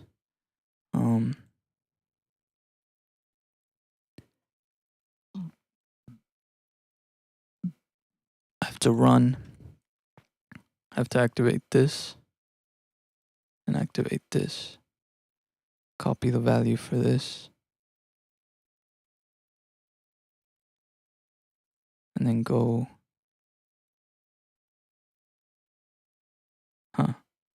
It activates to the output. The input. The outputs. Send 1, send 2. But a send is activated. Is it activated in red? No, it's not.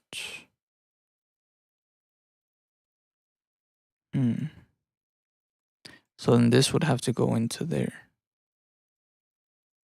So no inputs for now. Jesus, man, I'm sorry if this is boring, but left channel to X, right channel to Y. Go in here, X, this is X, output mapping. The top is gonna be there. That's fully left. And then boom. Here is fully right. Now for it to be quiet, I don't want it there. Reset. This would have to be in the middle. I'm gonna copy that value. Go in here. In the beginning of this, paste it. And paste the value. So now this, I'm gonna call this X left, Y right split. I'm gonna make a preset for this because I'm gonna need it. Save preset as X left, Y right, stereo shaper. Save it. Actually, I need to turn down this global speed. Resave it. All right. Now that's set. So now what? Fuck. Now those parameters are set, the left and the right. Now I think I need to create a knob to control that. Is that right? So now if I go from, it's gonna be going from 0 to 100, 0 to 100, 100 being fully left or fully right, 0 being quiet.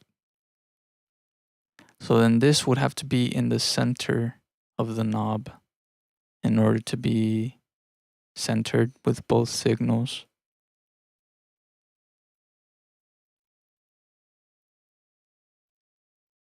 And this is fully left or fully right. Okay. Fuck, bro. My brain. Okay, I can do this. I can do this, bro. All right. So I need to create a knob that's going to represent, or not a knob, an output, an input.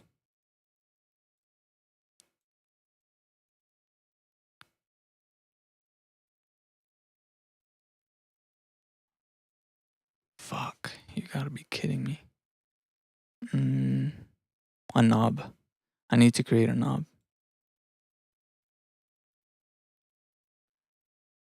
Add plugin. Can I add a control surface in here? Damn, I can. That's crazy. Okay, I'm just gonna add a freaking knob here. Something different. Pink chrome. That's the one I have for my.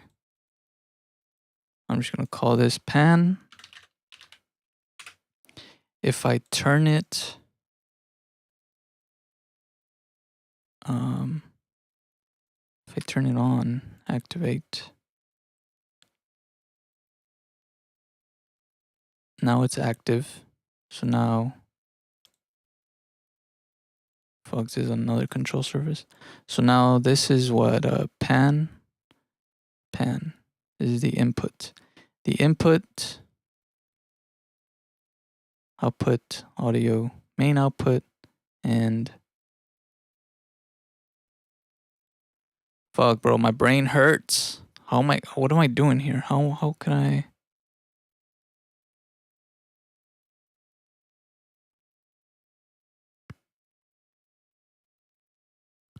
Fuck.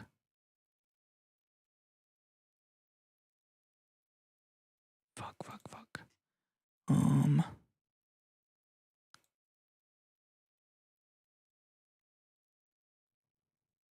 The X and the Y from here, I need to link.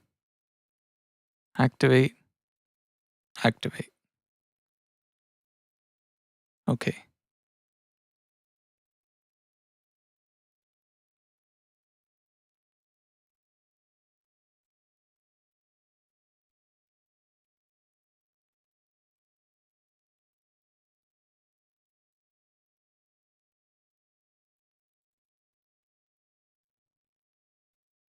This is controlling this, but I need something to control this, right?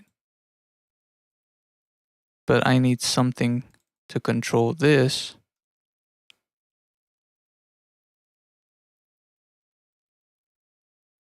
Another XY control.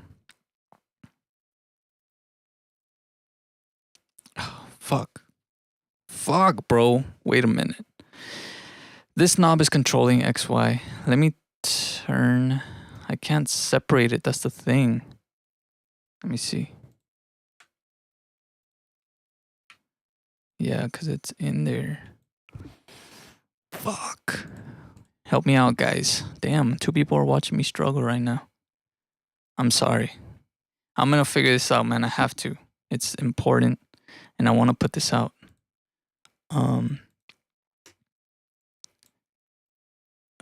Okay. The audio from the insert is right here. It's being fed into the stereo shaper, which is splitting the left and the right channels. What's coming out? What is coming out? Let me hear it.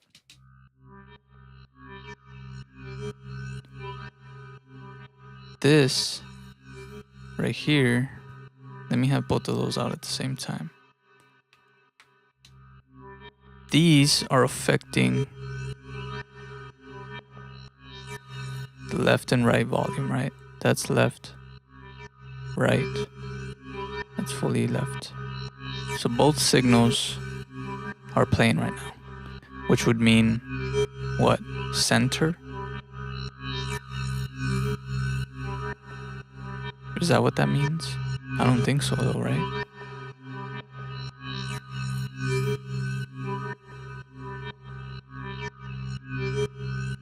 Because then this is just left information.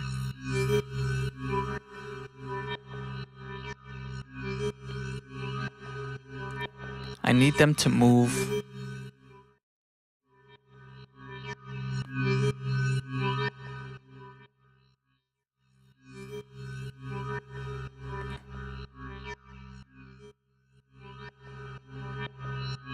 I think what I need to do is I need to feed this into another XYZ control. I don't need this, I don't think. At least not yet. I need to feed this into another XYZ control that will control the way that these turn when they're being modulated together.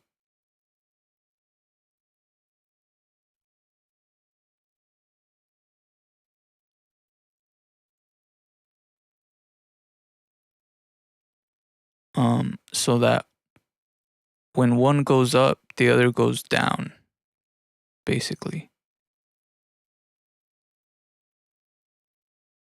But when they're in the middle, they're both in the middle. So it needs to be like a triangle type of thing. So for example, this is fully left, this is fully right. This would be in the middle.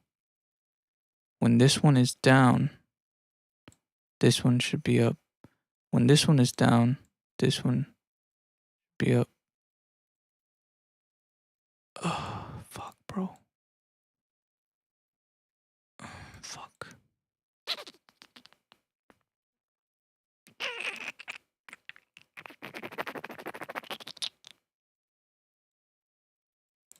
Would I need a pre? Um.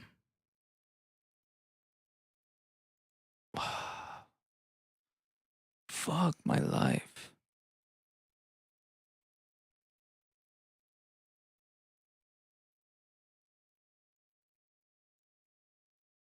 Okay, this knob is controlling the panning left and right.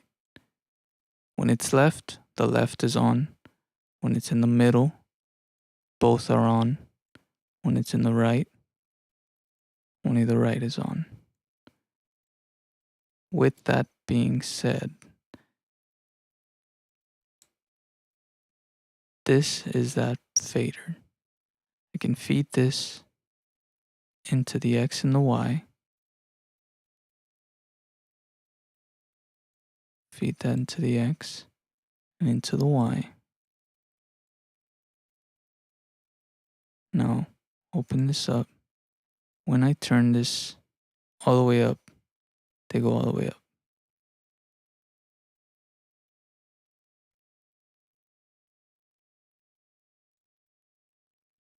I need it to be when it's in the middle, they're both up.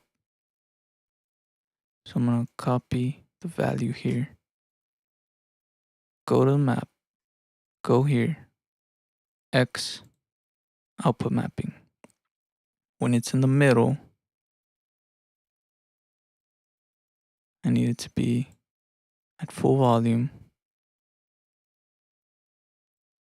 And then when it's full, I need it to go back down. I'm gonna copy the state of this. I'm gonna do the same thing to the Y.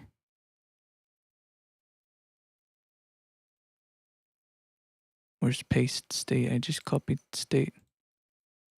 Copy state. Paste state. Okay. Now, let me check this again.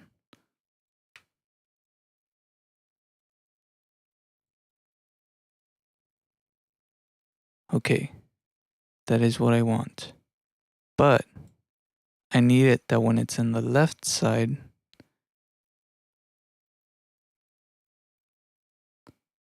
for the right not to be activated yet until it's in the middle. In the middle, I need it to be like dead. So I need this to not be activated at all. So then I would have to what? Move it like flat? Can I do that?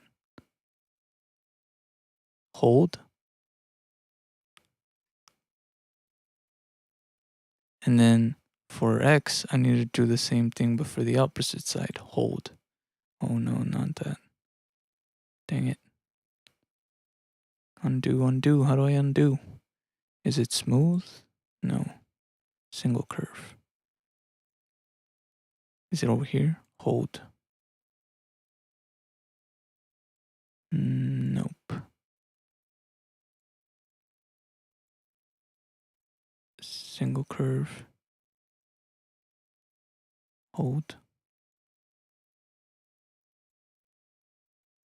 Hold. Fuck.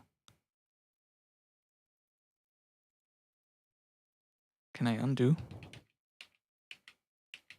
Oh, no, fuck. Redo, redo, redo, redo. Okay.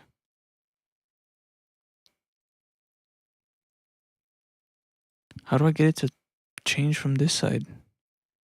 Hold. Can I invert this? Is there a way to invert this? Uh, invert.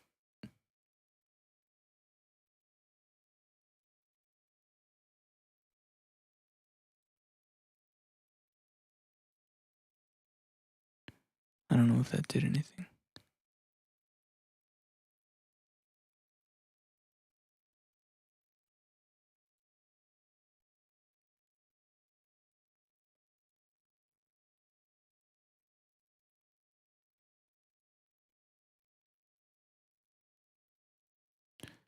Oh, fuck my life. If it's not one thing, it's the other. I'm getting it though. I'm getting it though. Is it just like that? Fuck, bro. That's so stupid. Okay, I think I got it. So I think now, let's check this. Panning. If it's in the middle, oh no, it's inverted now for real.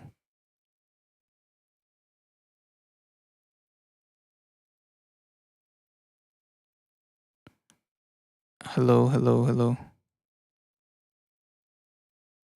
Why is the right side all fucked?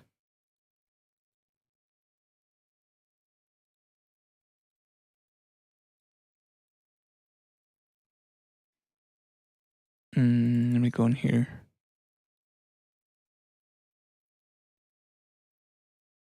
Copy value.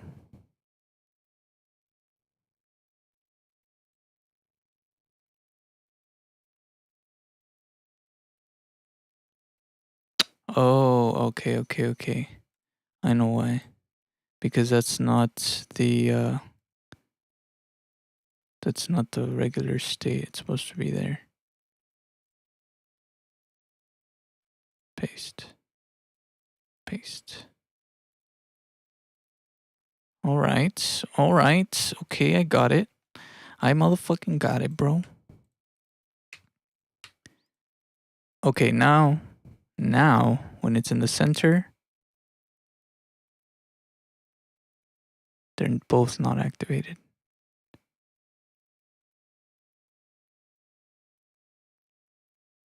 It's too abrupt.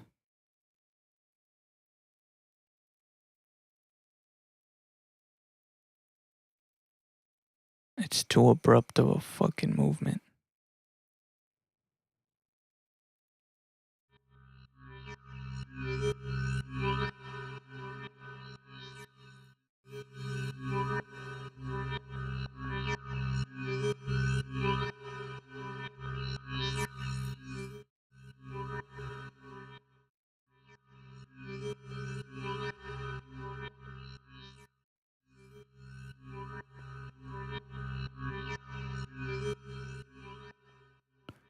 What is it that panning is doing really? Is it just turning the volume up in one side? Like hard panning is just completely left?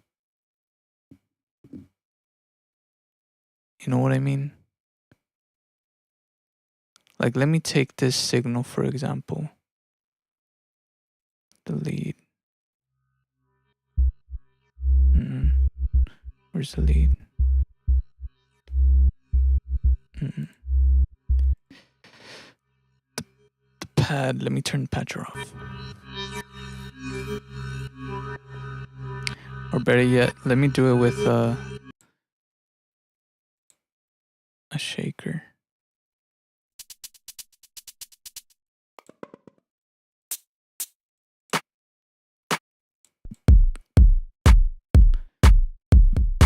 Okay, I got the clap. When this is panning to the left,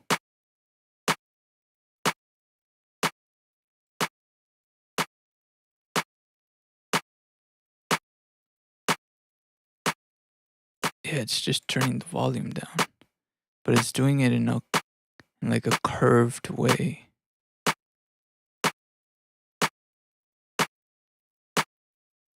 So what I want to do is I want to curve that.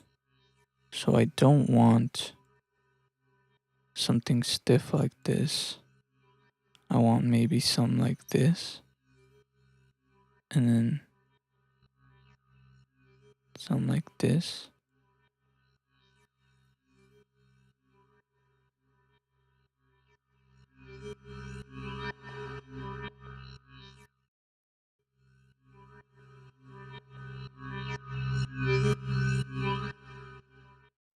Actually, that doesn't make sense. I think it needs to be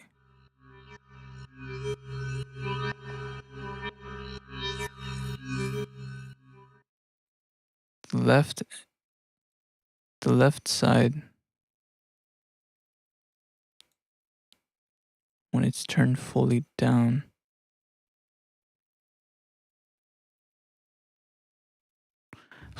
God, bro, why is this so complicated to understand? It's not. But like, my brain gets all confused. Okay. Let's have a look here. Let's go to the X coordinates real quick. When I turn the X up, it's turning it up, but then it turns it back down. That's not what I want.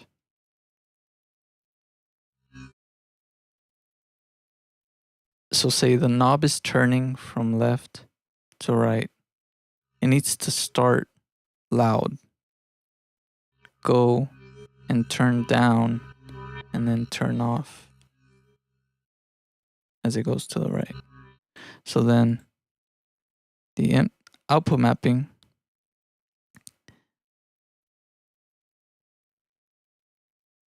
but I don't want it. I guess it would have to start like there and maybe do some kind of curve like this, and then Y, copy value, paste. Actually,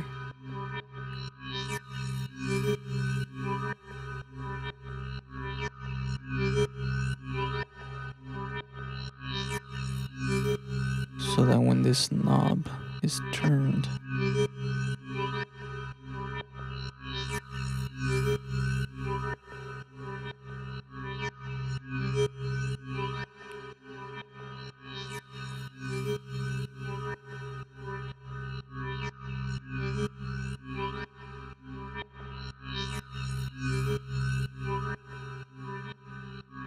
huh?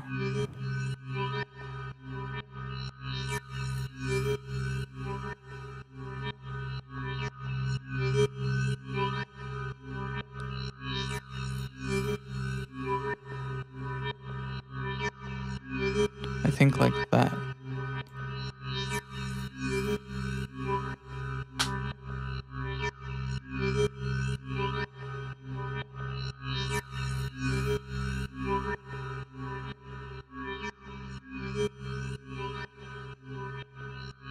Yeah. Okay, I got it. I got it, baby. I got it, baby. No big deal. No big deal, bro. Just kidding. That took me fucking forever, bro. That was ridiculous. What if I just do a straight cut like that?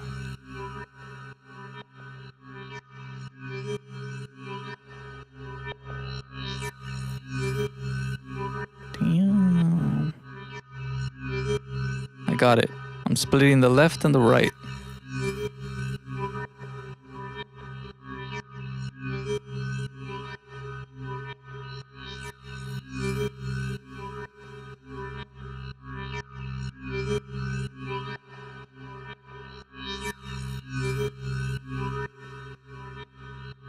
Oh, that's fun.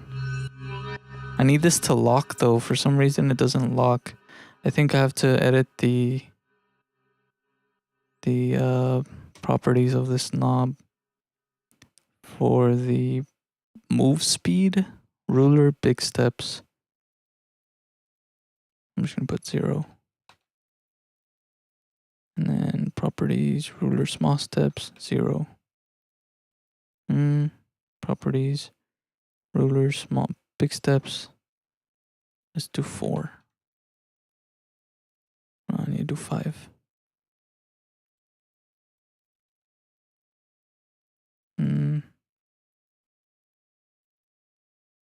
6. Yeah. That way I have a center. Oh shit. And then properties, move speed. 2730. I need to write that down. 2730. It's okay. Um, this is gonna be the speed by which the knob moves. Do I want it to move faster or slower? I want it to like lock, like to lock in the center.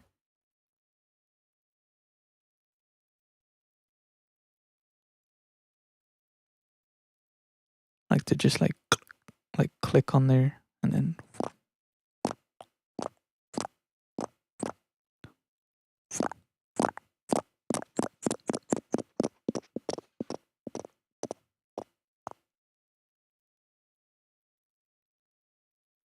it's alright. It doesn't have to be perfect. Well, it kind of does. I think that's good right there. I can set this, if I go in here, I can set this as a default value. That way it's in the center.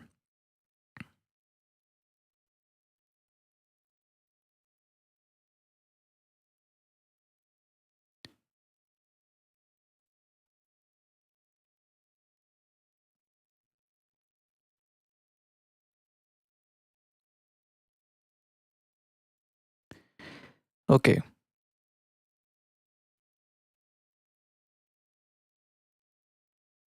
Now, okay, so I have technically the panning is linked already to the knob. So the knob is controlling the pan.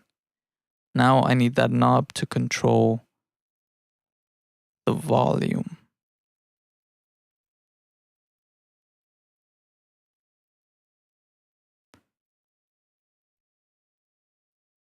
Right? Yes. I need that knob to control the volume. Let me delete this. I'm going to do one thing at a time so I don't confuse myself. So now I need, this is controlling the left and the right side. So then after this, should I do a gain? Is that what I need to do? So I'll do like a fruity. Now I'm hoping that the gain knob on the fruity balance is not different from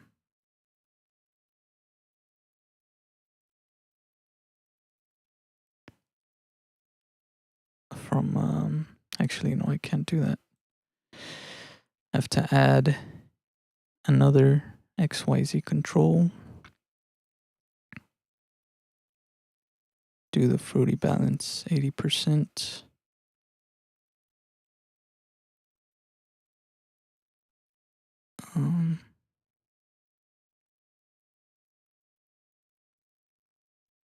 Activate the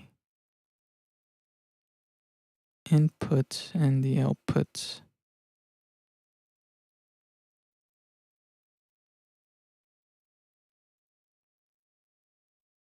So this is controlling that, but I need to shape that output mapping into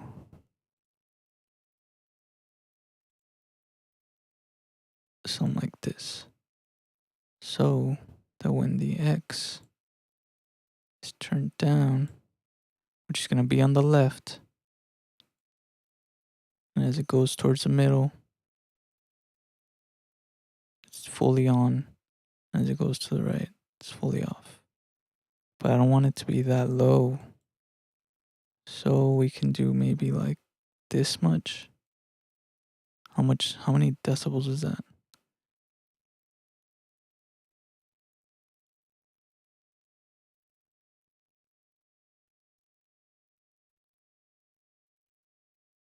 About 9 decibels difference. Should I do? Well, let me put it to the test.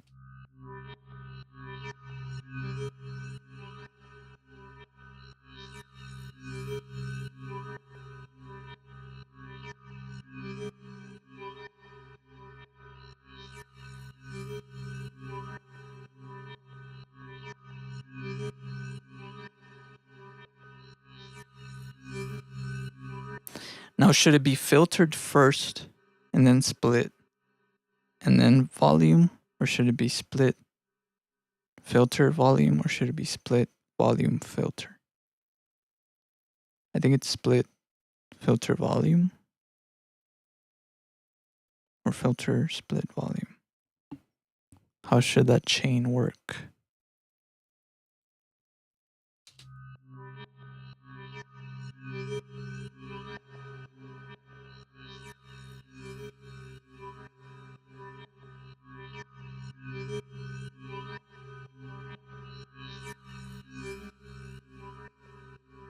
And make sure it's working properly.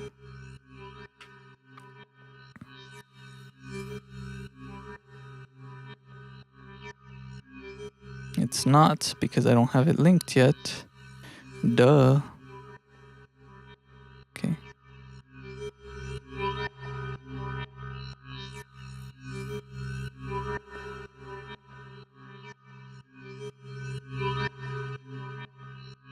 Technically, I guess this would be similar to what is it called? Triangular panning? The triangular panning rule? I think that's what that does, honestly. And if it does that, then I might just want to work in triangular panning mode instead of circular. It's right here under advanced settings. There's circular panning law, which I think it does like 3 decibels of like makeup gain so that when you pan to the left or to the right, you don't lose that volume.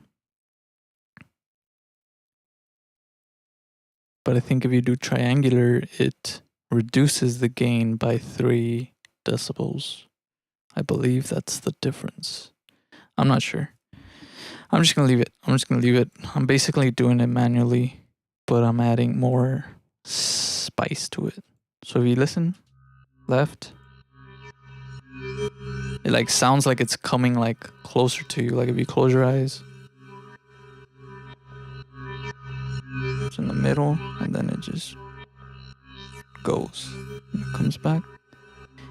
And I can choose how low I want it to go. Like I can lower the volume even more. But I think that's fine. And now it's the filtering. Okay, so I'm gonna rename this. What is this controlling? Volume control. And then this is left right split control. Now we need a filter. But the filter, should it be? I think the filter should be after this. So I'm gonna go ahead and insert Fruity Love filter. Fruity Love filter. It's the Fruity Love filter. Here it is. Go in here. I already have the preset made for it. Cool thing about this too is I can change the type of like filtering that I want to do to it. But for now, I'm keeping it like this. So now this, activate this knob. And I can do this in here. And I believe I should be able to see that. Yes, that's beautiful. Wow. So now it's being filtered.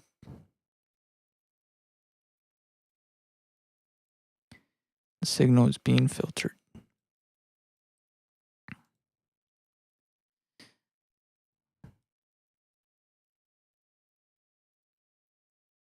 Okay.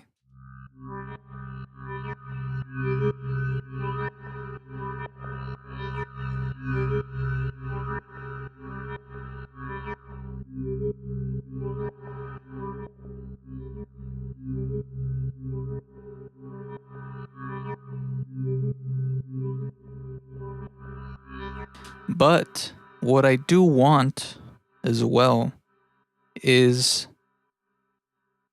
I would like, I feel like I should put the low end in mono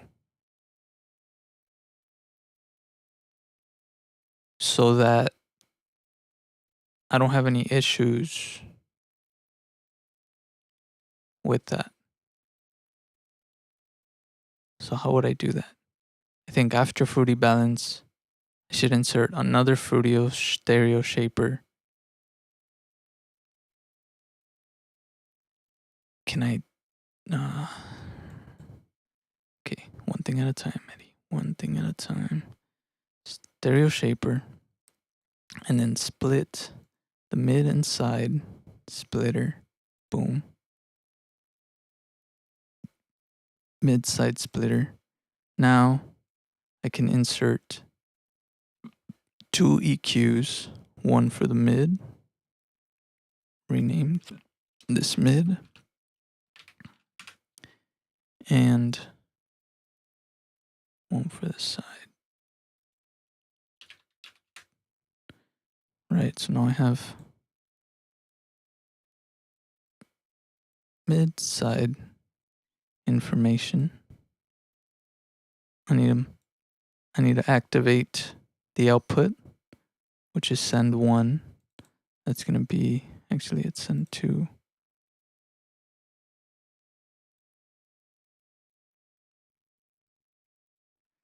Send 2 is, what did I put it on? Mid to side. So then the original signal is the mid. So feed that in here. Let me disconnect them first. Original signal, mid. This one, side. Feed both of these into the output of FL Studio. And now I need to go in here in order to see the side information. I need to click this little triangle, monitor input, side. And in here, this one's already on mid. So that's the mid. And this is the side information.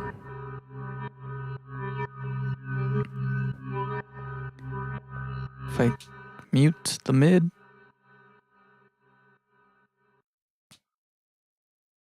it's only playing the side information. If I mute the side, only playing the mid information.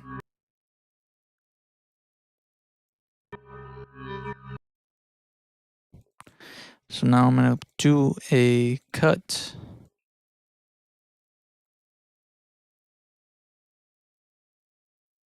About 160 or something on the side.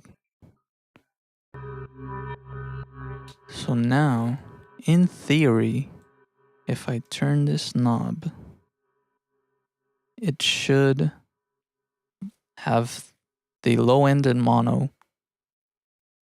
Because again, high frequencies travel farther. Low frequencies, you can hear them from far away. So that being, even if this is far away, I still want that low end in the middle per se, right? Or like a little more loud than the higher end stuff. So let's see what that sounds like. Let me make sure I have these turned on. Yes. So now if I turn this,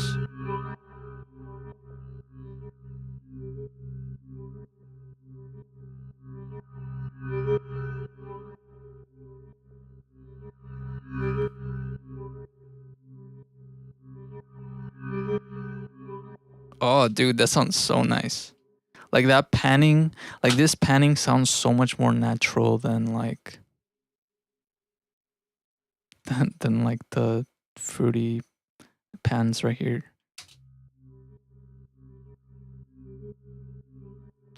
You know, like right there, you can hear the low end. And that's how it is when you're like it's at a lower volume, but you can hear it, right? And then as it gets closer to you,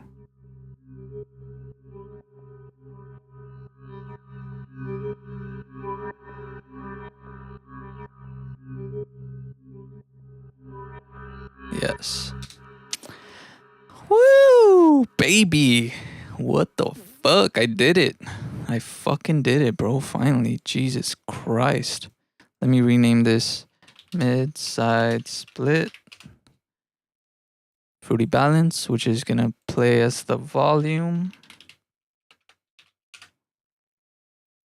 So here's the overview. I got the signal, original signal, going in to a left-right splitter that's being controlled by the XYZ control, which goes into the knob. That's being fed into the filter, which is being controlled by the modulation here, mod X. That's being routed into the knob.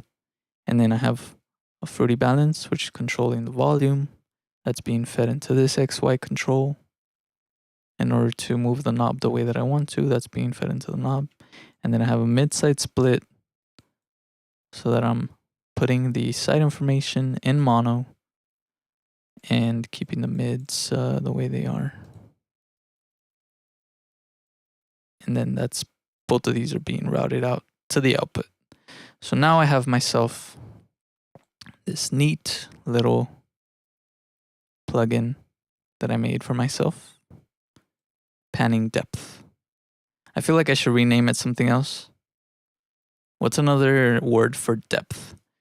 But I'm pretty sure nobody's even watching anymore. 7 people watching. Jesus. Okay, I was wrong. What's another word for depth?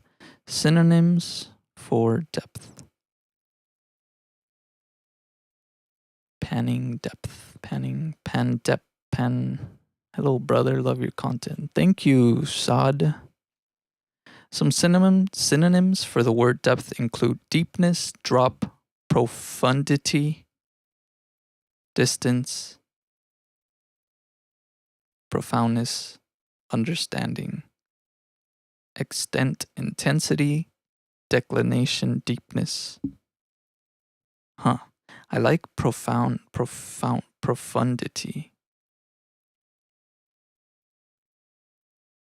Reason? I've never used Reason, but I think it's really cool. Actually, I don't know if it's Reason or Reaper that I'm thinking about. There's one that has like a lot of control as far as like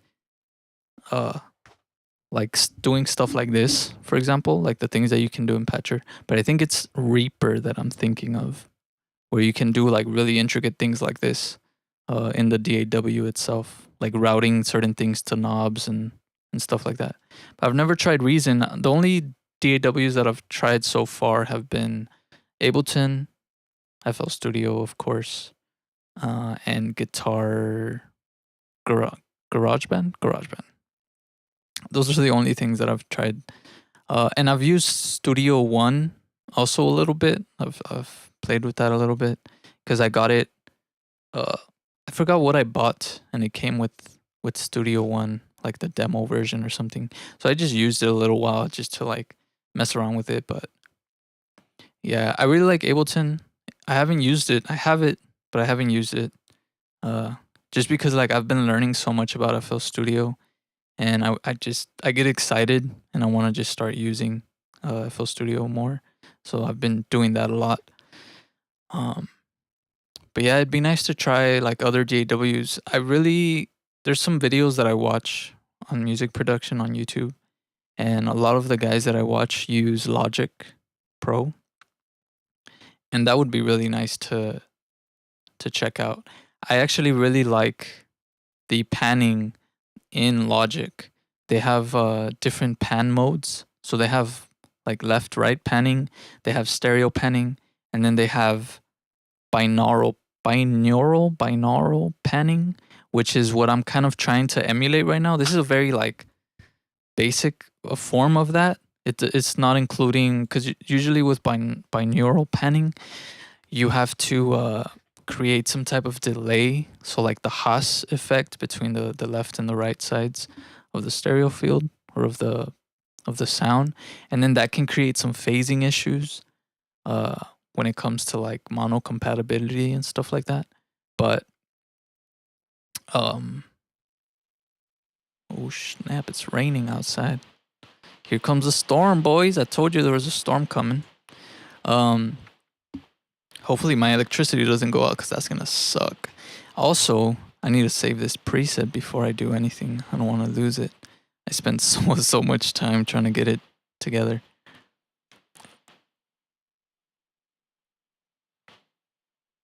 Yeah. I'll explain it right now. Um, where was I?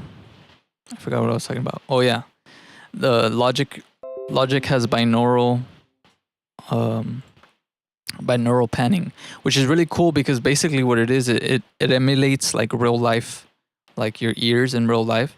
So you can place a sound not only left and right, but you can place it like top or bottom. So it'll sound like the sound is moving like behind your head or on top of your head, or like it creates this really crazy space.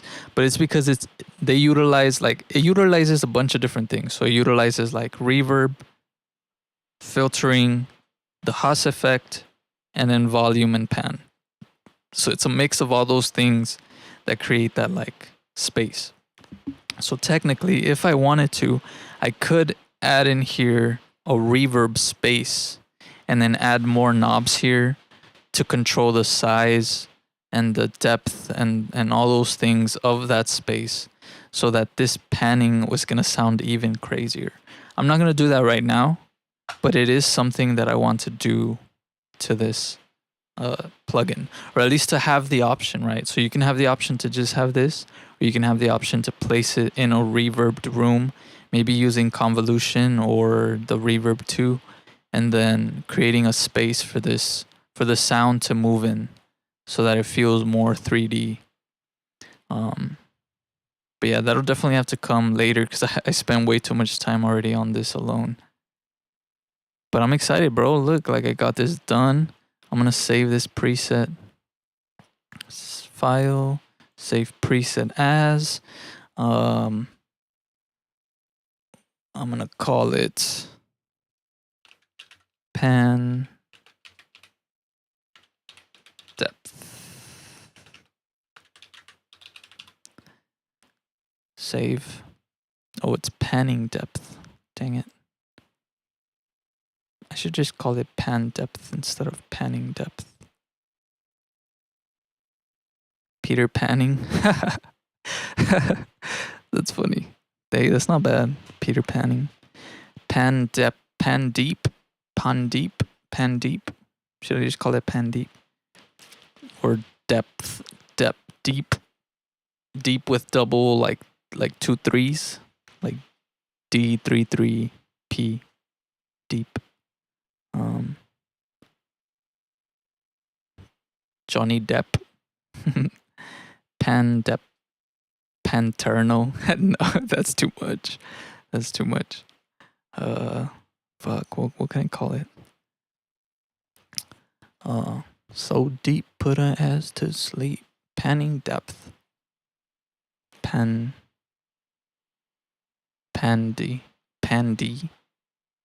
What if I just call it Pandy? I'm just gonna rename it pan depth. Rename.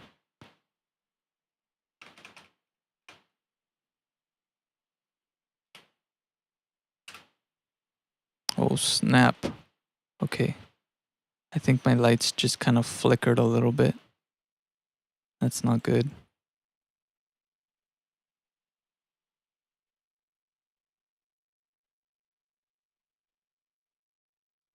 All right, file, save preset as.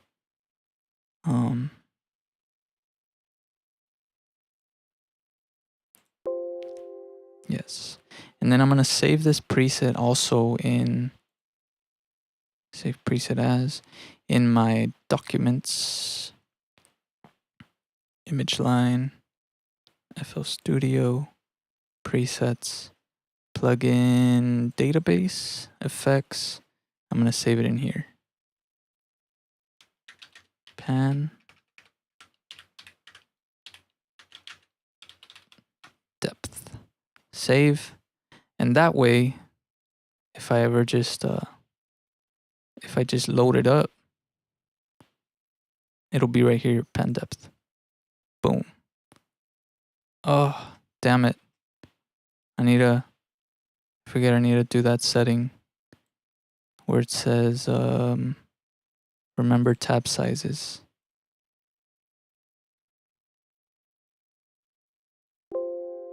Yes. That's not exactly in the middle. And that bothers me. So many little things. Why can't I set that default value?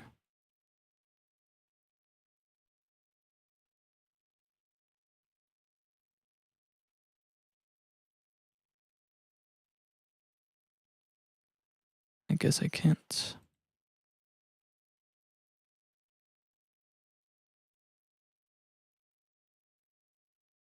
There it is. File. Save preset as. Save. Yes. File. Save preset as. Go into documents. Image line. File Studio. Presets. Plugin database. Effects. Pen depth.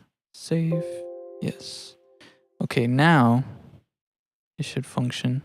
If I just put it in here, boom. Now it's all nice and pretty and centered and ready to go.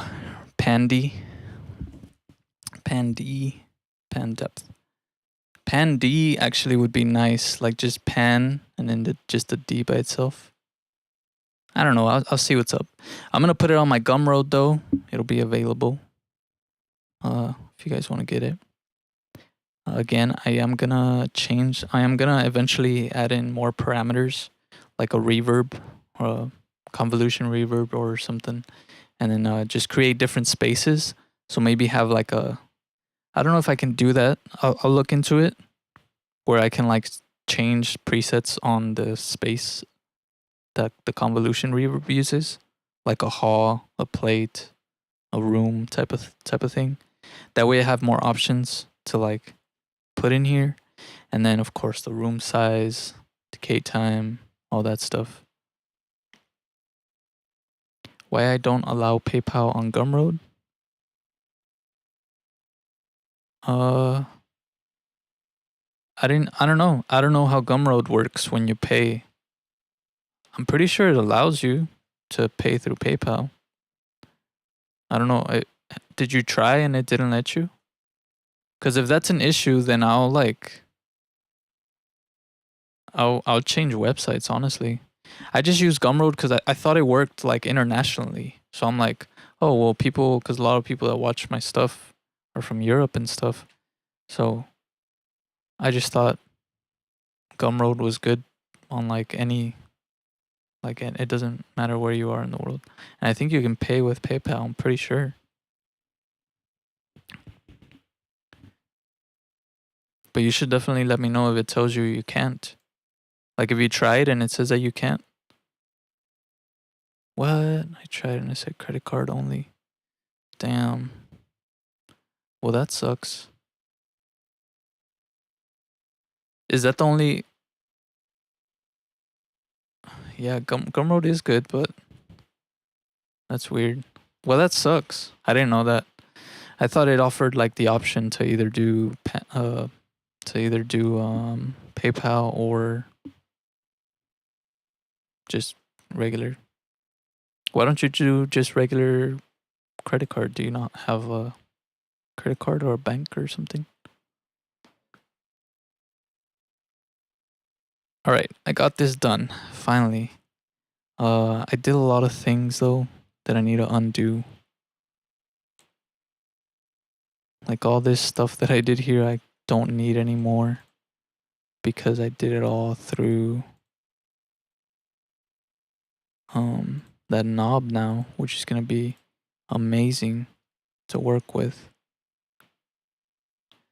This is the first time I have to choose a credit card on Gumroad. Oh, like you already. What do you mean? You've used PayPal on Gumroad before? Is that what you're saying? I think I haven't gone too much into my settings. but I think I have to link probably my PayPal to Gumroad in order to accept PayPal payments. The reason I don't use PayPal, or that I'm kind of like hesitant to use PayPal, is because they have like really bad customer service, and they have really bad like habits of holding people's like accounts if like there's suspicious activity or whatever. And like the taxes stuff like doesn't matter to me. I mean, I have to pay taxes either way, like through Gumroad too, because I like it requires me to put my tax information. Um, but I think yeah, the reason is I probably have to set it up, and I just haven't done that. I think I'd only set up my bank so that when I get paid from Gumroad, it goes directly to my bank, instead of going through PayPal and then to my bank, because that just seemed kind of more like a hassle, like having that third party like person in the way. Um, but I'll look into that as soon as I end this stream. I'll look into it and make sure that if I need that set up, I can have it, just to give you guys more options. Um, but yeah, if I can't set it up, I'm sorry. Like I said, PayPal is just kind of a hassle sometimes. Like they're really strict, and they're really like, it's just annoying, you know? I wish it was like more direct, one to one, instead of having to go through like a third party like person like PayPal. Or not person, right? But like a company. We'll see. We'll see. We'll see.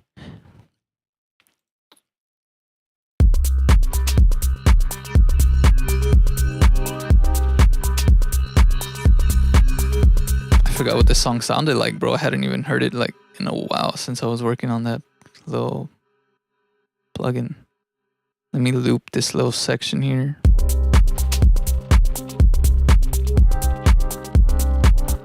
Actually, I wanted to automate this cutoff. That's the reason I made that whole filter thing pretty much.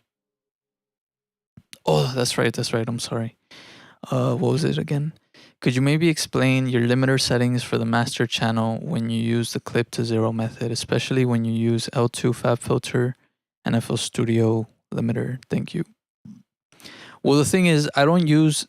Okay, so when I'm doing clip to zero, right? I like when I'm going to start doing that. Like for example, right now, I'm not doing it, right? The only thing I have on my master is my limiter, and I just have it turned up. The ceiling is all the way up, and the saturation is turned on. The ceiling is what causes compression, right? So if I put this here, it's going to be compressing the sound. And this is the envelope that it's compressing it by, right here. So this is compression. You don't want compression. So I turn it all the way up. The saturation knob, it's usually off. You want that turned on. And what this does is, instead of compression, you see how my voice doesn't get really lower? It just gets distorted. That's what saturation does. It creates a new ceiling, but instead of every time these peaks go above that ceiling, instead of compressing it, it saturates it. Which is better. I barely turn it on. Like I just barely like turn it on so that it creates that new ceiling. That way anything that goes above here is not getting compressed. It's just getting pretty much like soft clipping. So when I'm gonna turn up all these sounds to 0 decibels and do the whole like hard clipping, like clipping to 0 stuff, I make sure that my limiter gain is at 0. So right now it's loud because I do that for the stream, so that it's loud for you guys, so you guys can hear it. Also, so that I can hear the song, to kind of be like close to what it's gonna sound like when I finish it, right? Like when it's maxed. But then when I'm gonna start doing all that mixing stuff, I make sure that I turn the gain, I reset it, right? I keep this ceiling the way that it is, and then I do all that clip to 0 stuff. And then once I sum all of these tracks I do a pre-master. So I sum all the buses into the pre-master insert. And in the pre-master, I insert like a tape saturation to kind of give it that like warmth feeling. So I do tape saturation, and then from the pre-fader, from the pre-master, I link it to the master. And then in the master, I'll insert an SSL compressor. and you only want this doing very minor compression. So like this amount, like from here to here, that's all you want. So you have to make sure to turn the gain down to 0. The threshold, just move it here to where it's barely moving it, and then you put I usually put the attack time all the way up, and the release time it depends on the track, but I'll mess with that there, and then the ratio I'll put on 2, and I take this analog stuff off. And yeah, so you want some kind of SSL compressor. It can either be this one by Waves, or there's also a free one that emulates the SSL compressor, which is from Lala. It's called Buster SE. This is a free version. It's really good. It's a really good compressor. Same thing. Like, just ignore this side. This side is for side chaining, but this is basically the same, but the free version, you know. And then after that, I'll do the limiter. So I'll put the Fab Filter L2, and then I'll just put it on modern. So I'll go, let's see, where is it? Fab Filter L2. I'll put this on modern. It's already on modern. You can choose the different algorithms here. And then on the out, I put it to -1 true peak. So I'll put -1 true peak. That way, if you upload it to, let me turn this off. If you upload it to Spotify or whatever, it's not going to distort your sound so much. If you have it like really loud in LUFS, as long as you have it at about like -1 true peak, you'll be good. But that's it. I'll just put an SSL compressor, and then I put the limiter afterwards, and then it's done. Because like I said, when you're clipping from all the inserts, when you're taking off all those little peaks, your master compressor, which is the SSL compressor, and the limiter, they won't be doing that much work, because everything's already kind of like squished in a way, right? It's not compressed, it's clipped, which is very different. Because like I said, with my vocals right here with the limiter, the compression turns down my vocals. But if I do the soft saturation, it's still loud, it just distorts. So what you're doing with all these sounds separately is you're soft clipping them or hard clipping them, not to the point of distortion, just to the point where you're cutting those peaks. So then when it all sums up, all those peaks are gone, and you still have the loudness, but you don't have those peaks, which creates more headroom, which means you can push your limiter a little harder and make it that much louder. I know that was a lot. It's probably complicated, but yeah, that's really it. Let's see. I have other things. Is oversampling a thing there or not? I would say no to oversampling. So keep the oversampling off on the hard clippers, on the soft clippers. Just kind of leave them the way they are. Don't do oversampling, because then you can have some issues. The only thing I would say is, I mean, of course, when you insert, like when I insert the SSL compressor or the L2, it has what is it called? I just had it right now. Forgot the name of it. I forgot what it's called. But it does the latency. What is it? What is it? What is it? What is it? I think the EQ has it too. What is it called? Oh, linear phase. Linear phase. Yeah, the L2 has like linear phase, which is what causes the latency, but that's fine. Yeah, man, it's a game-changing technique for sure. Like completely game-changing technique. Same thing with me. Like once I came across that technique and I started applying it to my music, it's like, damn. I mean, I was already technically applying it to my music, because I do this whole thing with my limiter where I was like already soft clipping a lot of my stuff. But like doing it individually to every track and all that stuff, it's like, it's amazing. It makes your track sound so clear, so loud, and just like so professional, and it's nice. It's amazing. And it's so simple. And it's so just it's great. Yeah. I feel you. I feel you on that, brother.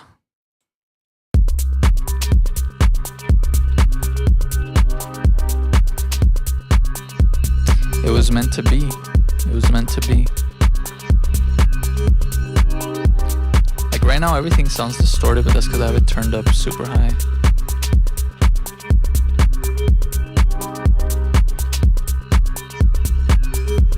Alright, I'm gonna put that plugin that I just made in here.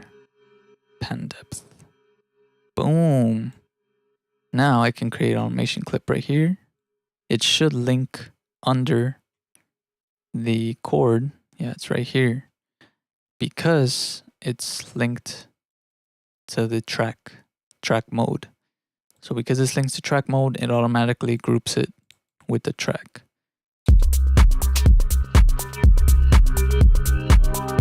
So I want this to move from left to right. Let's see what that would sound like. Ooh, that's nice. That's nice. Maybe not that far.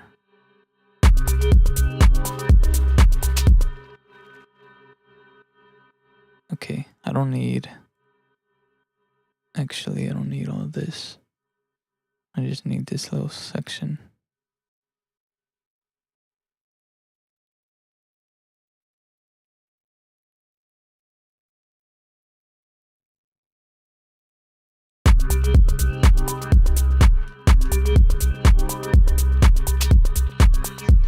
And then I can control the amount of filtering that I want there in the filter here.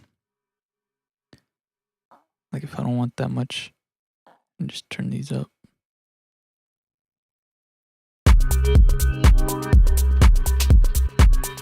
Oh, that's nice. And then I can just turn up the volume.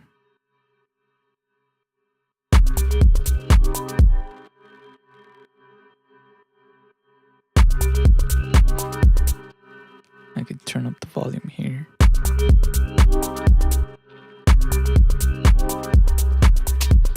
Yeah, I like the way that moves.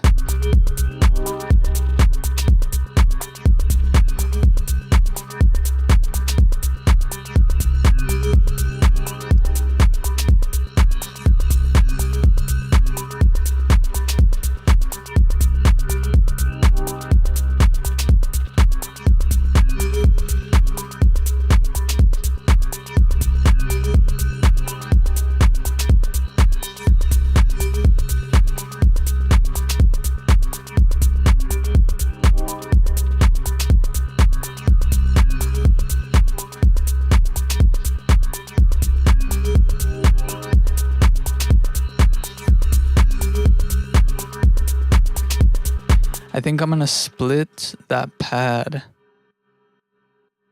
I'm gonna take off these. I'm gonna copy this. I'm gonna clone this pad top. I'm gonna paste. I'm just gonna take that note, the long note off. Just have that top in here. I'm gonna take the top off.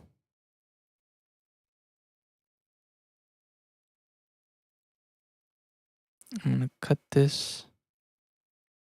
I'm gonna assign to new instrument track. The mixer track for this channel is already used. You want to copy its settings to a new mixer track and route the channel to it. Fuck.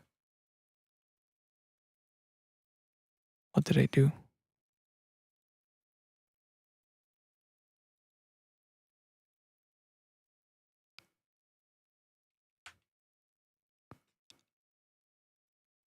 Assign to... I have to assign it to existing. That's the thing. Put it down here.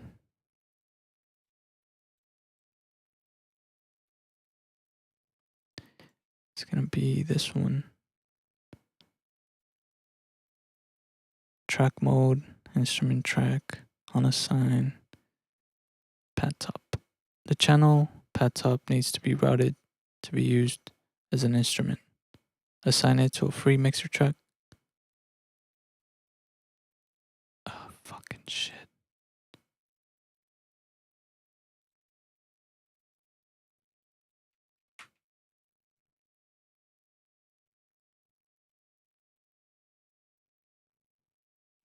Oh, I need to actually.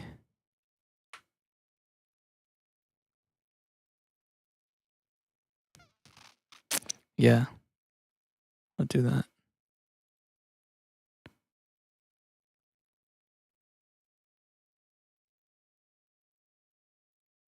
There it is.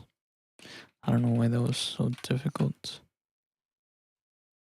Preset, save preset as, drag that in there so it has some side chaining. And then go here. Create a new pattern.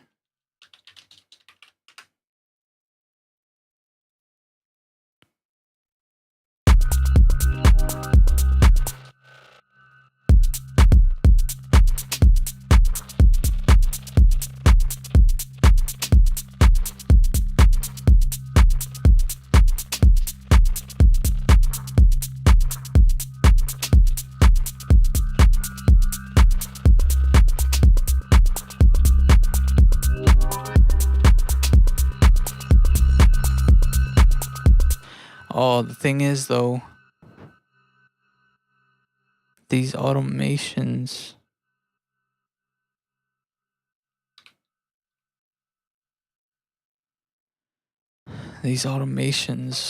are only for that plugin. Unless it's automating this one as well.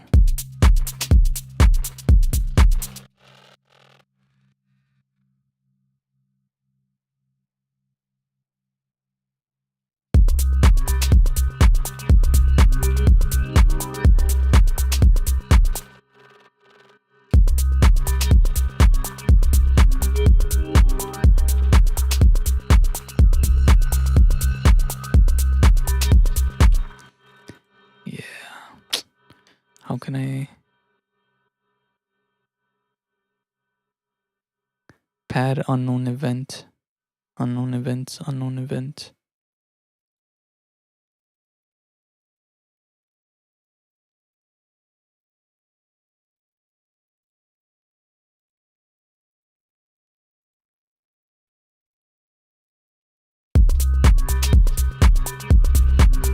Which one is which? That's the thing.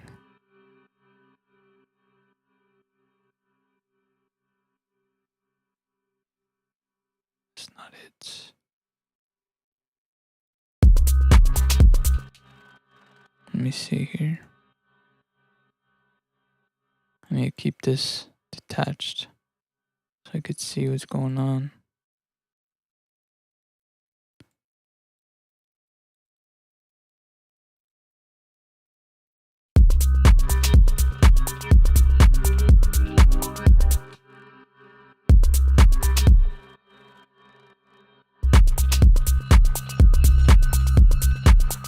Okay, so this is frequency.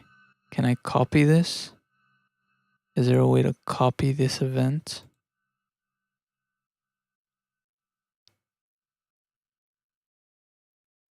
Is there a way to copy this? It has to be file, edit, copy. Okay.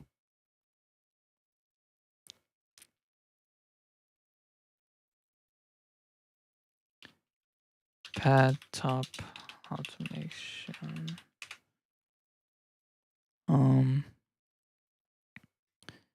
Go to here. Frequency. Edit events in new window. Edit events in piano roll. New window. And then file, edit, paste.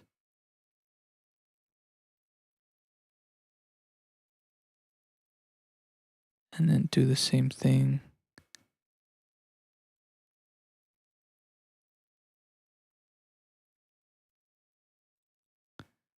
That was this one.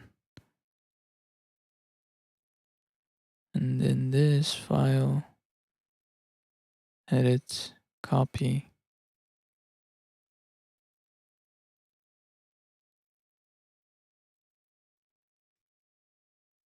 top, bandwidth, edit events, new window,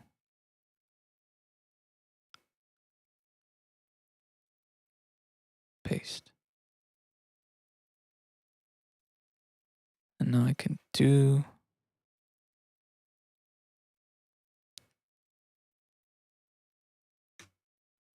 pad top automation. Okay, now they're both.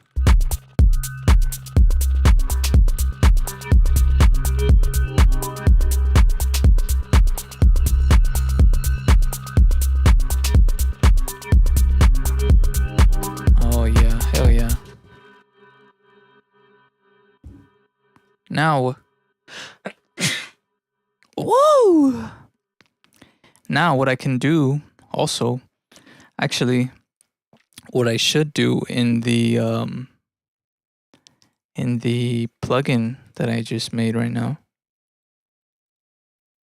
I should put a switch for the panning, or for the filtering, I mean. Yeah, I should put a switch for the filtering in case you don't want to do filtering, in case you only want to do volume and panning.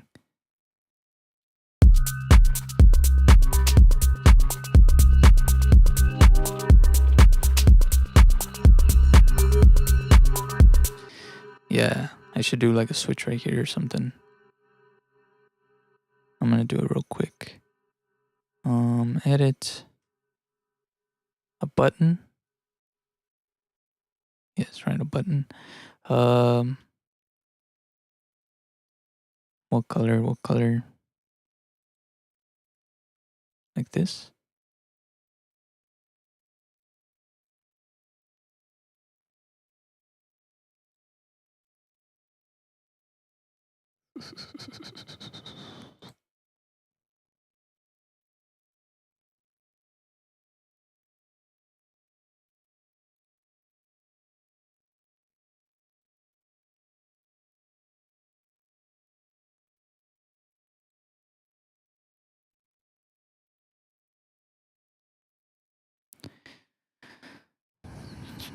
I'll just do this orange one. I'm gonna change the color to. Oh, my girlfriend's awake. She's gonna be a little upset at me because I was supposed to sleep early today, but here I am.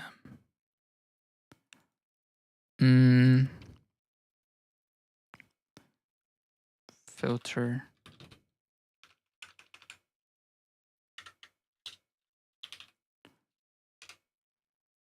Actually, I think it's style caption. Yeah, that's fine. This button, I'm gonna activate this. What you gotta do here, activate. I'd rather it turn on and off. It doesn't seem to do that. Properties.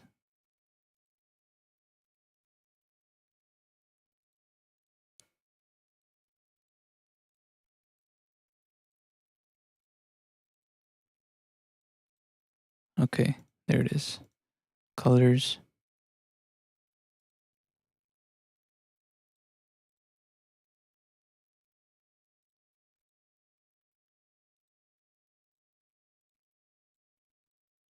On, off, on, off, on, off, on. Okay. Map. The switch is activated. All right, so after, let's see. I need this to go in separately. Glowing should be on. Yeah, that's why. like on for when it's on, off for when it's off. It's gonna be on by default.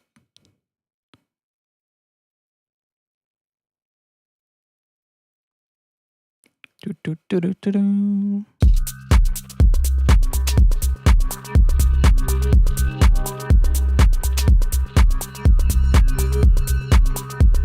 All right. Now I need to figure out this routing here. The left and right is getting routed through the filter. From the filter, it's going to the volume. From the volume to the mids. So if I wanted to turn the filter off,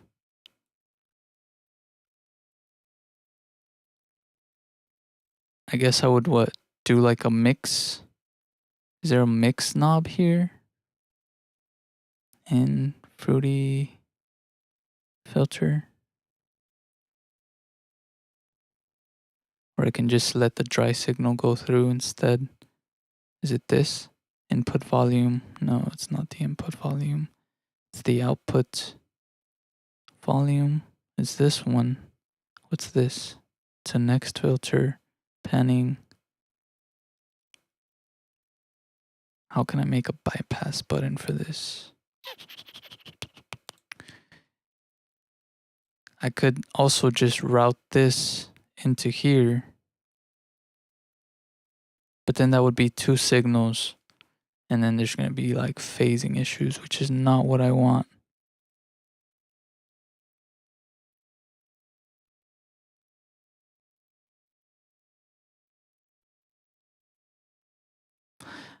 I think I got it. I think I know what to do. I can put a fruity balance in between here and here. And then I can add another fruity balance. Just gonna duplicate this here for without the without that. And then I need to add fruity XY control to control. So I'm gonna call this dry signal, and then I'm gonna call this filtered signal. Hey, what's up? What's up? What is up, players?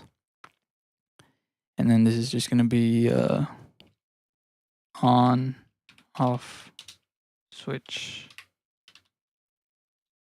control. All right, and then I'm gonna do the output of the volume, or should I do the input? Input parameter volume, input parameter volume, and then in here I'll do outputs X, output Y. So now I'm gonna link this to the volume to X, link this to Y, and then to the input parameters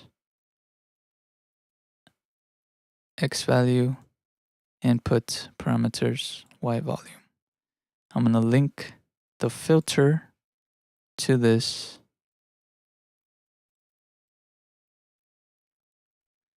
And right now it's on,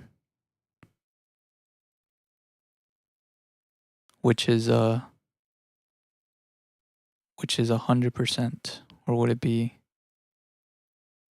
I'll check right now. If it's weird, I'll just invert it. Basically, the input for the input mapping should be 1 up, and it should be just on and off. So I'm just gonna put hold.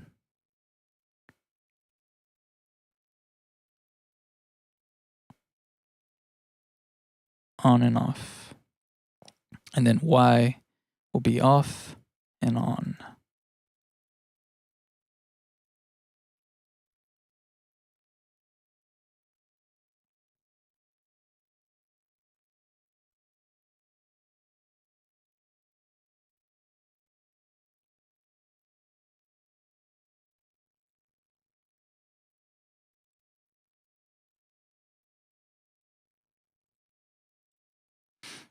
And then the output,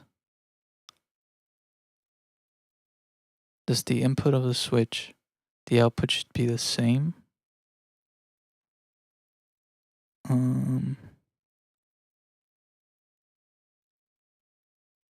Let me check what these are doing.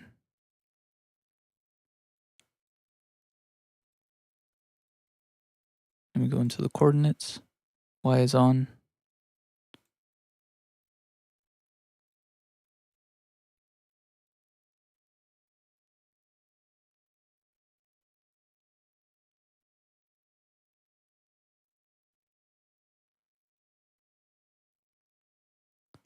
Is that doing it already? Let's see. Let me put these out here. Go into the switch on the surface. On is dry signal. Off, filtered signal. Okay, let me switch them. Let me switch them. Input mapping.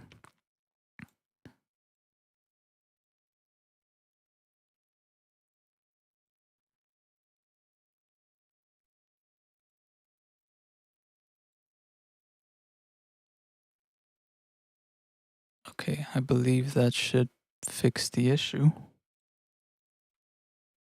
Surface on, filtered signal is on. Off, dry signal is on.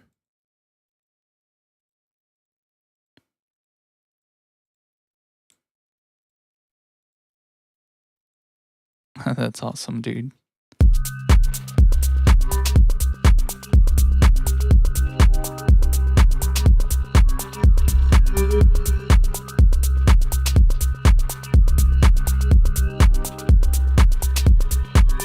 That's super cool. All right. Insert a label. Call this filter on off switch. I don't have to put switch.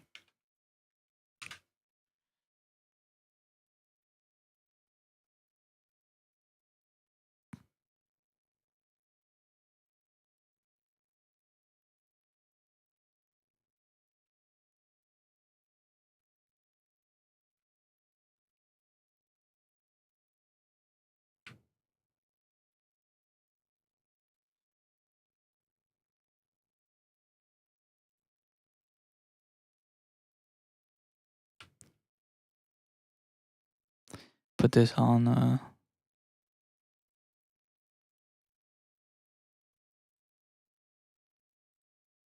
right, so the default value is that it's on. Yeah, that's great. And just close this back up.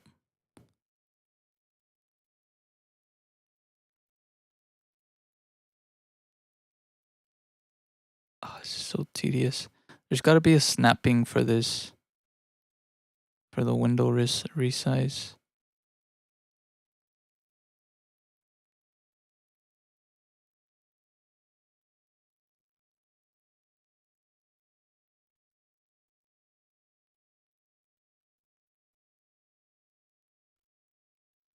Why is it like this?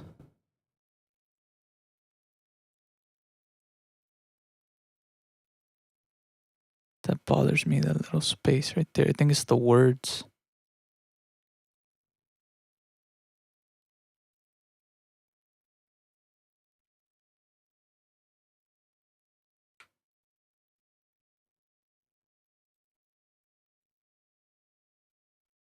There it is. Is that good right there? Do you think that's a good size?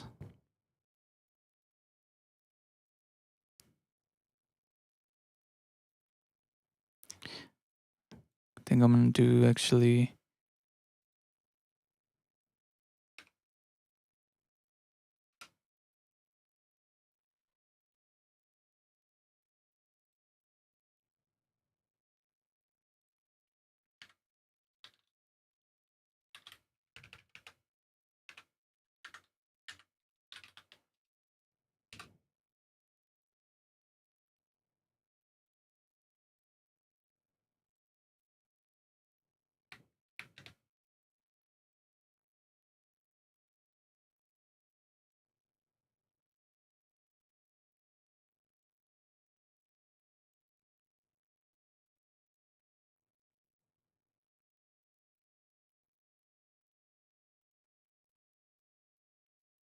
What is it filtering? It's filtering the signal from left and right, which makes it the panning more realistic.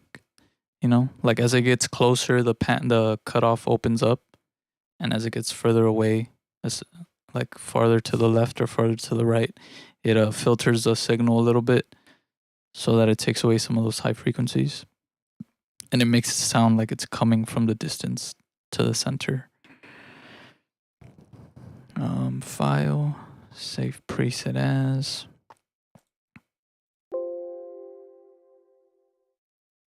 Did I save it or did I ignore it?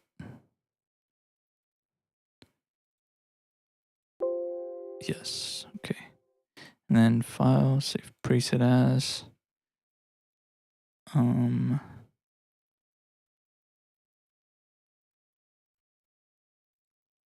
Plugin presets, plugin database, effects. Save. Yes. There you go. Oh, I should have closed those. There's always something, bro. That's annoying.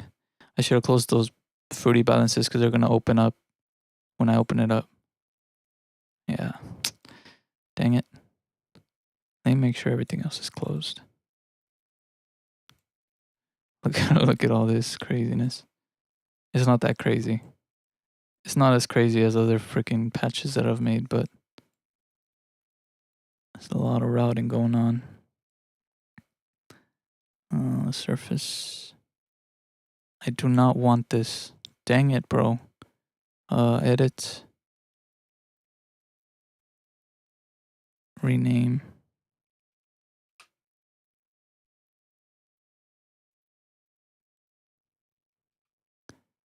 Why did it save it? I don't want it saved like that.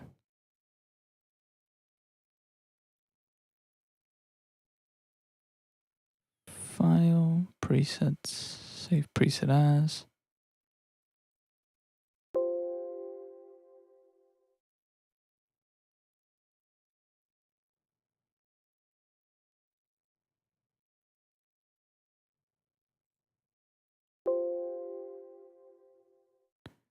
All right, let's see if it freaking shows that button thing again. Oh, it does. It's fine. It doesn't look that bad. Filter button on off.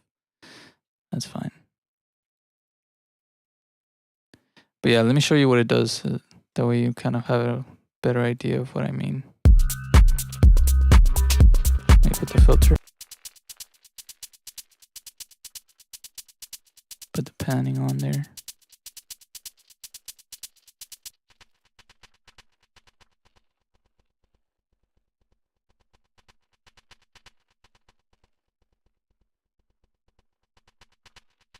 I need to do it to a different sound. Wait a minute, what? Did you hear that?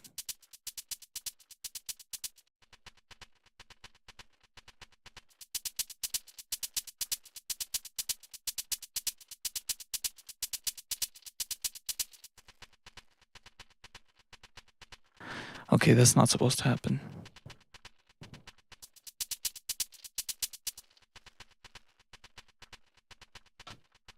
What's going on in the filter?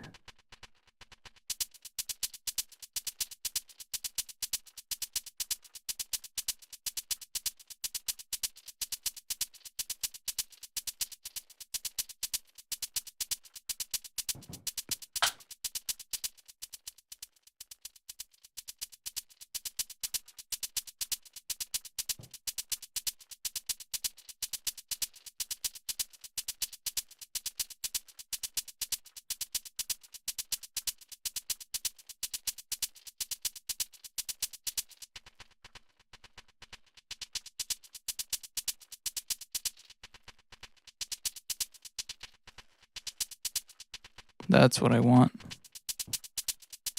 Okay. Now I have to save it again, bro. That's the thing, bro. You gotta get good with it.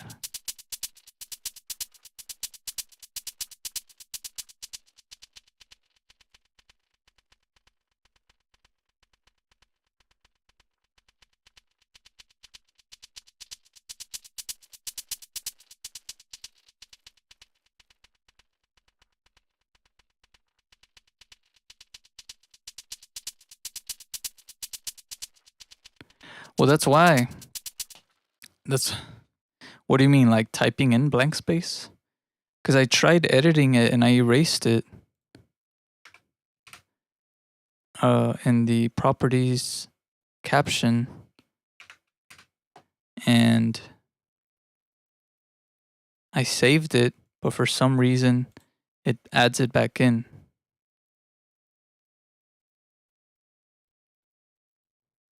Oh, just a space. Maybe I can try that, but yeah, I don't know. It's not working. I mean, it works here, like it's working, like it doesn't show it, but for some reason, when I save the preset and then I open it, it shows it. But maybe a blank space will work. Let's see. Properties, caption.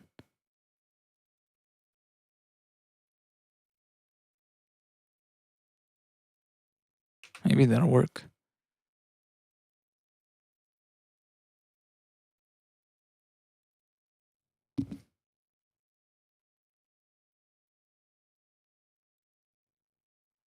File, save preset as. Hold on. Let me make sure nothing's open with it. It's just this. Everything's on here. Everything's fine.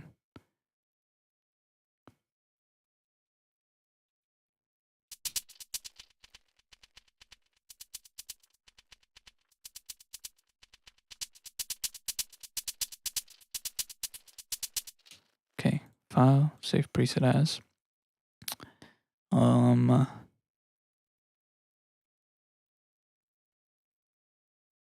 Save file, save preset as.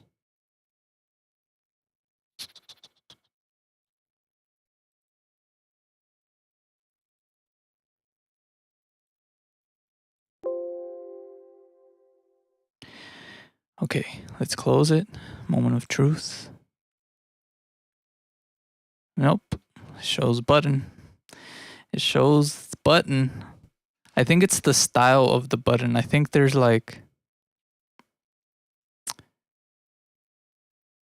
yeah, I don't know. I don't know what to do. Maybe I can just add like a dot.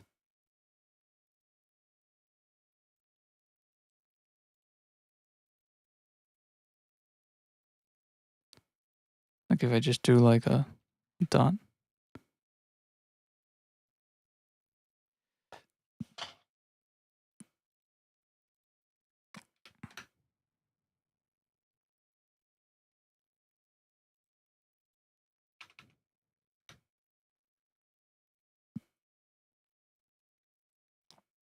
Or I can do like a number, like 0. That'd be kind of cool too. No, because then that's just, it looks like it's counting something. Exclamation mark.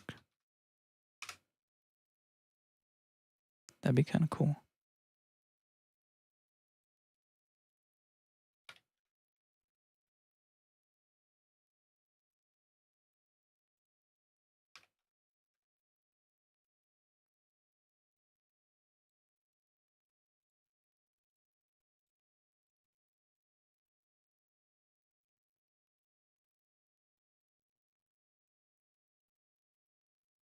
What do you think?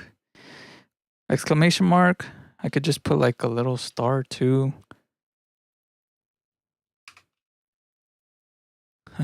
Looks like a titty. Caption or a plus or an equal sign. I could put random signs. I could put a smiley face. That'd be kind of cute. There it is. That's what I'm gonna do. Smiley face it is. Imagine it resets it. That would be frustrating. Yeah, I'm pretty sure there is, but I wanted a light. I wanted a light one. I also didn't want to spend time trying to look. I know I can just open the control surface and make my own switch. And that would probably be the best idea. But I like how that looks. That looks nice. Let me write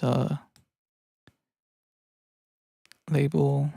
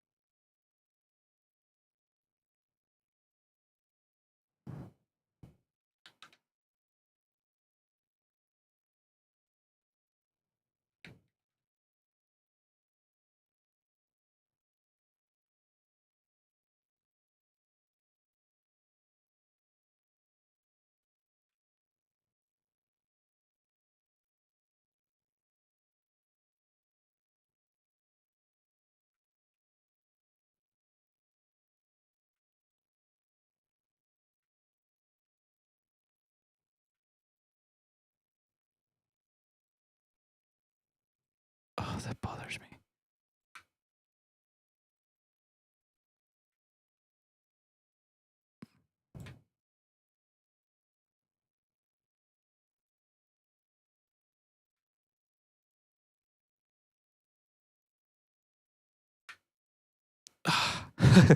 Filter on off button. That's fine. That's fine.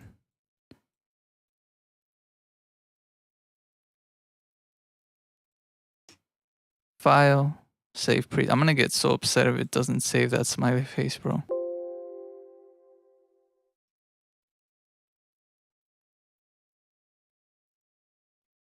Swear to God.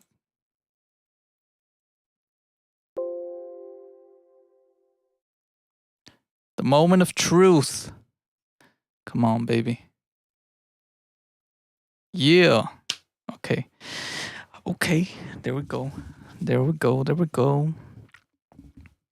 And there you go, baby. That's my pan depth plugin. It's so nice.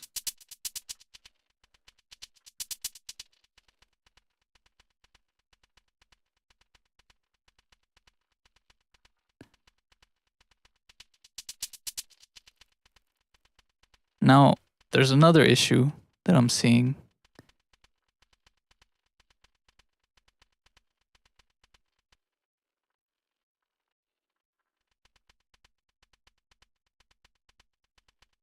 Oh, never mind. I thought it was because I was like, I still hear sounds on the left, even though I'm panned to the right. But it was because I had that this on. All right, let me try it on a different sound here.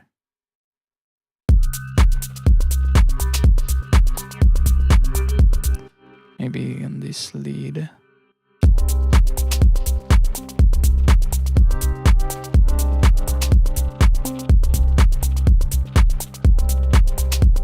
Maybe on that chord progression.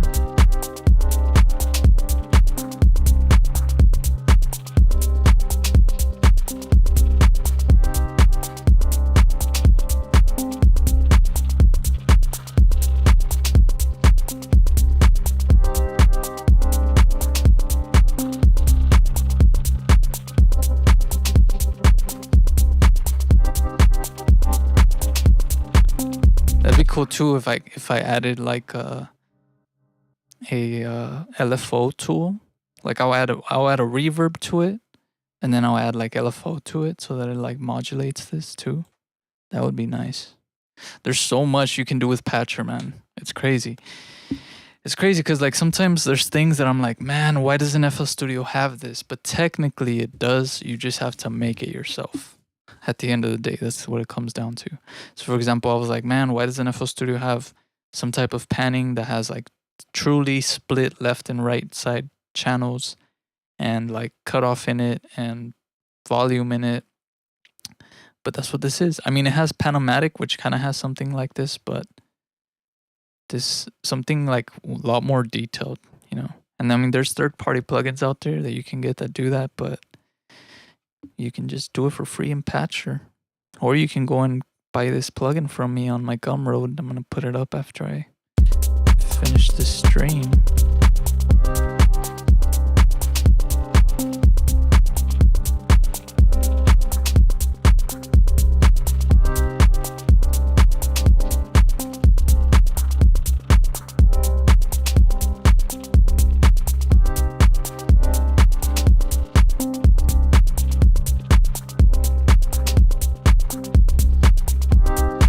I love it. I love it.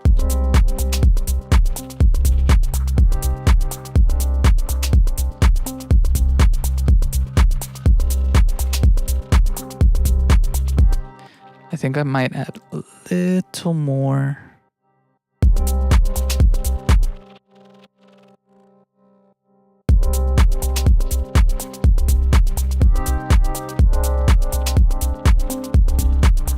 On the envelope.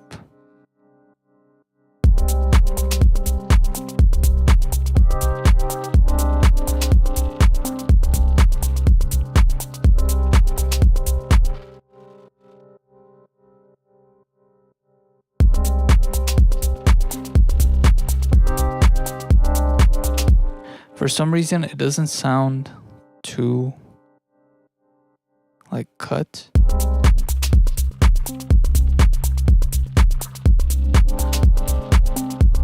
And that's kind of bothering me. Why? Why does this sound?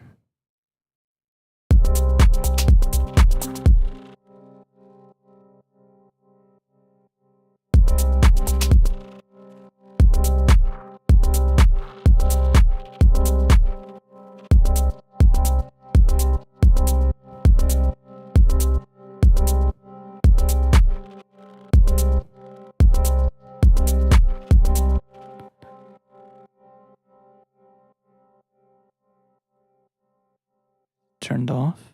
It's on. Filter. Volume. Filter signal is on. Dry signal is off. Oh, that's not supposed to be turned up all the way like that.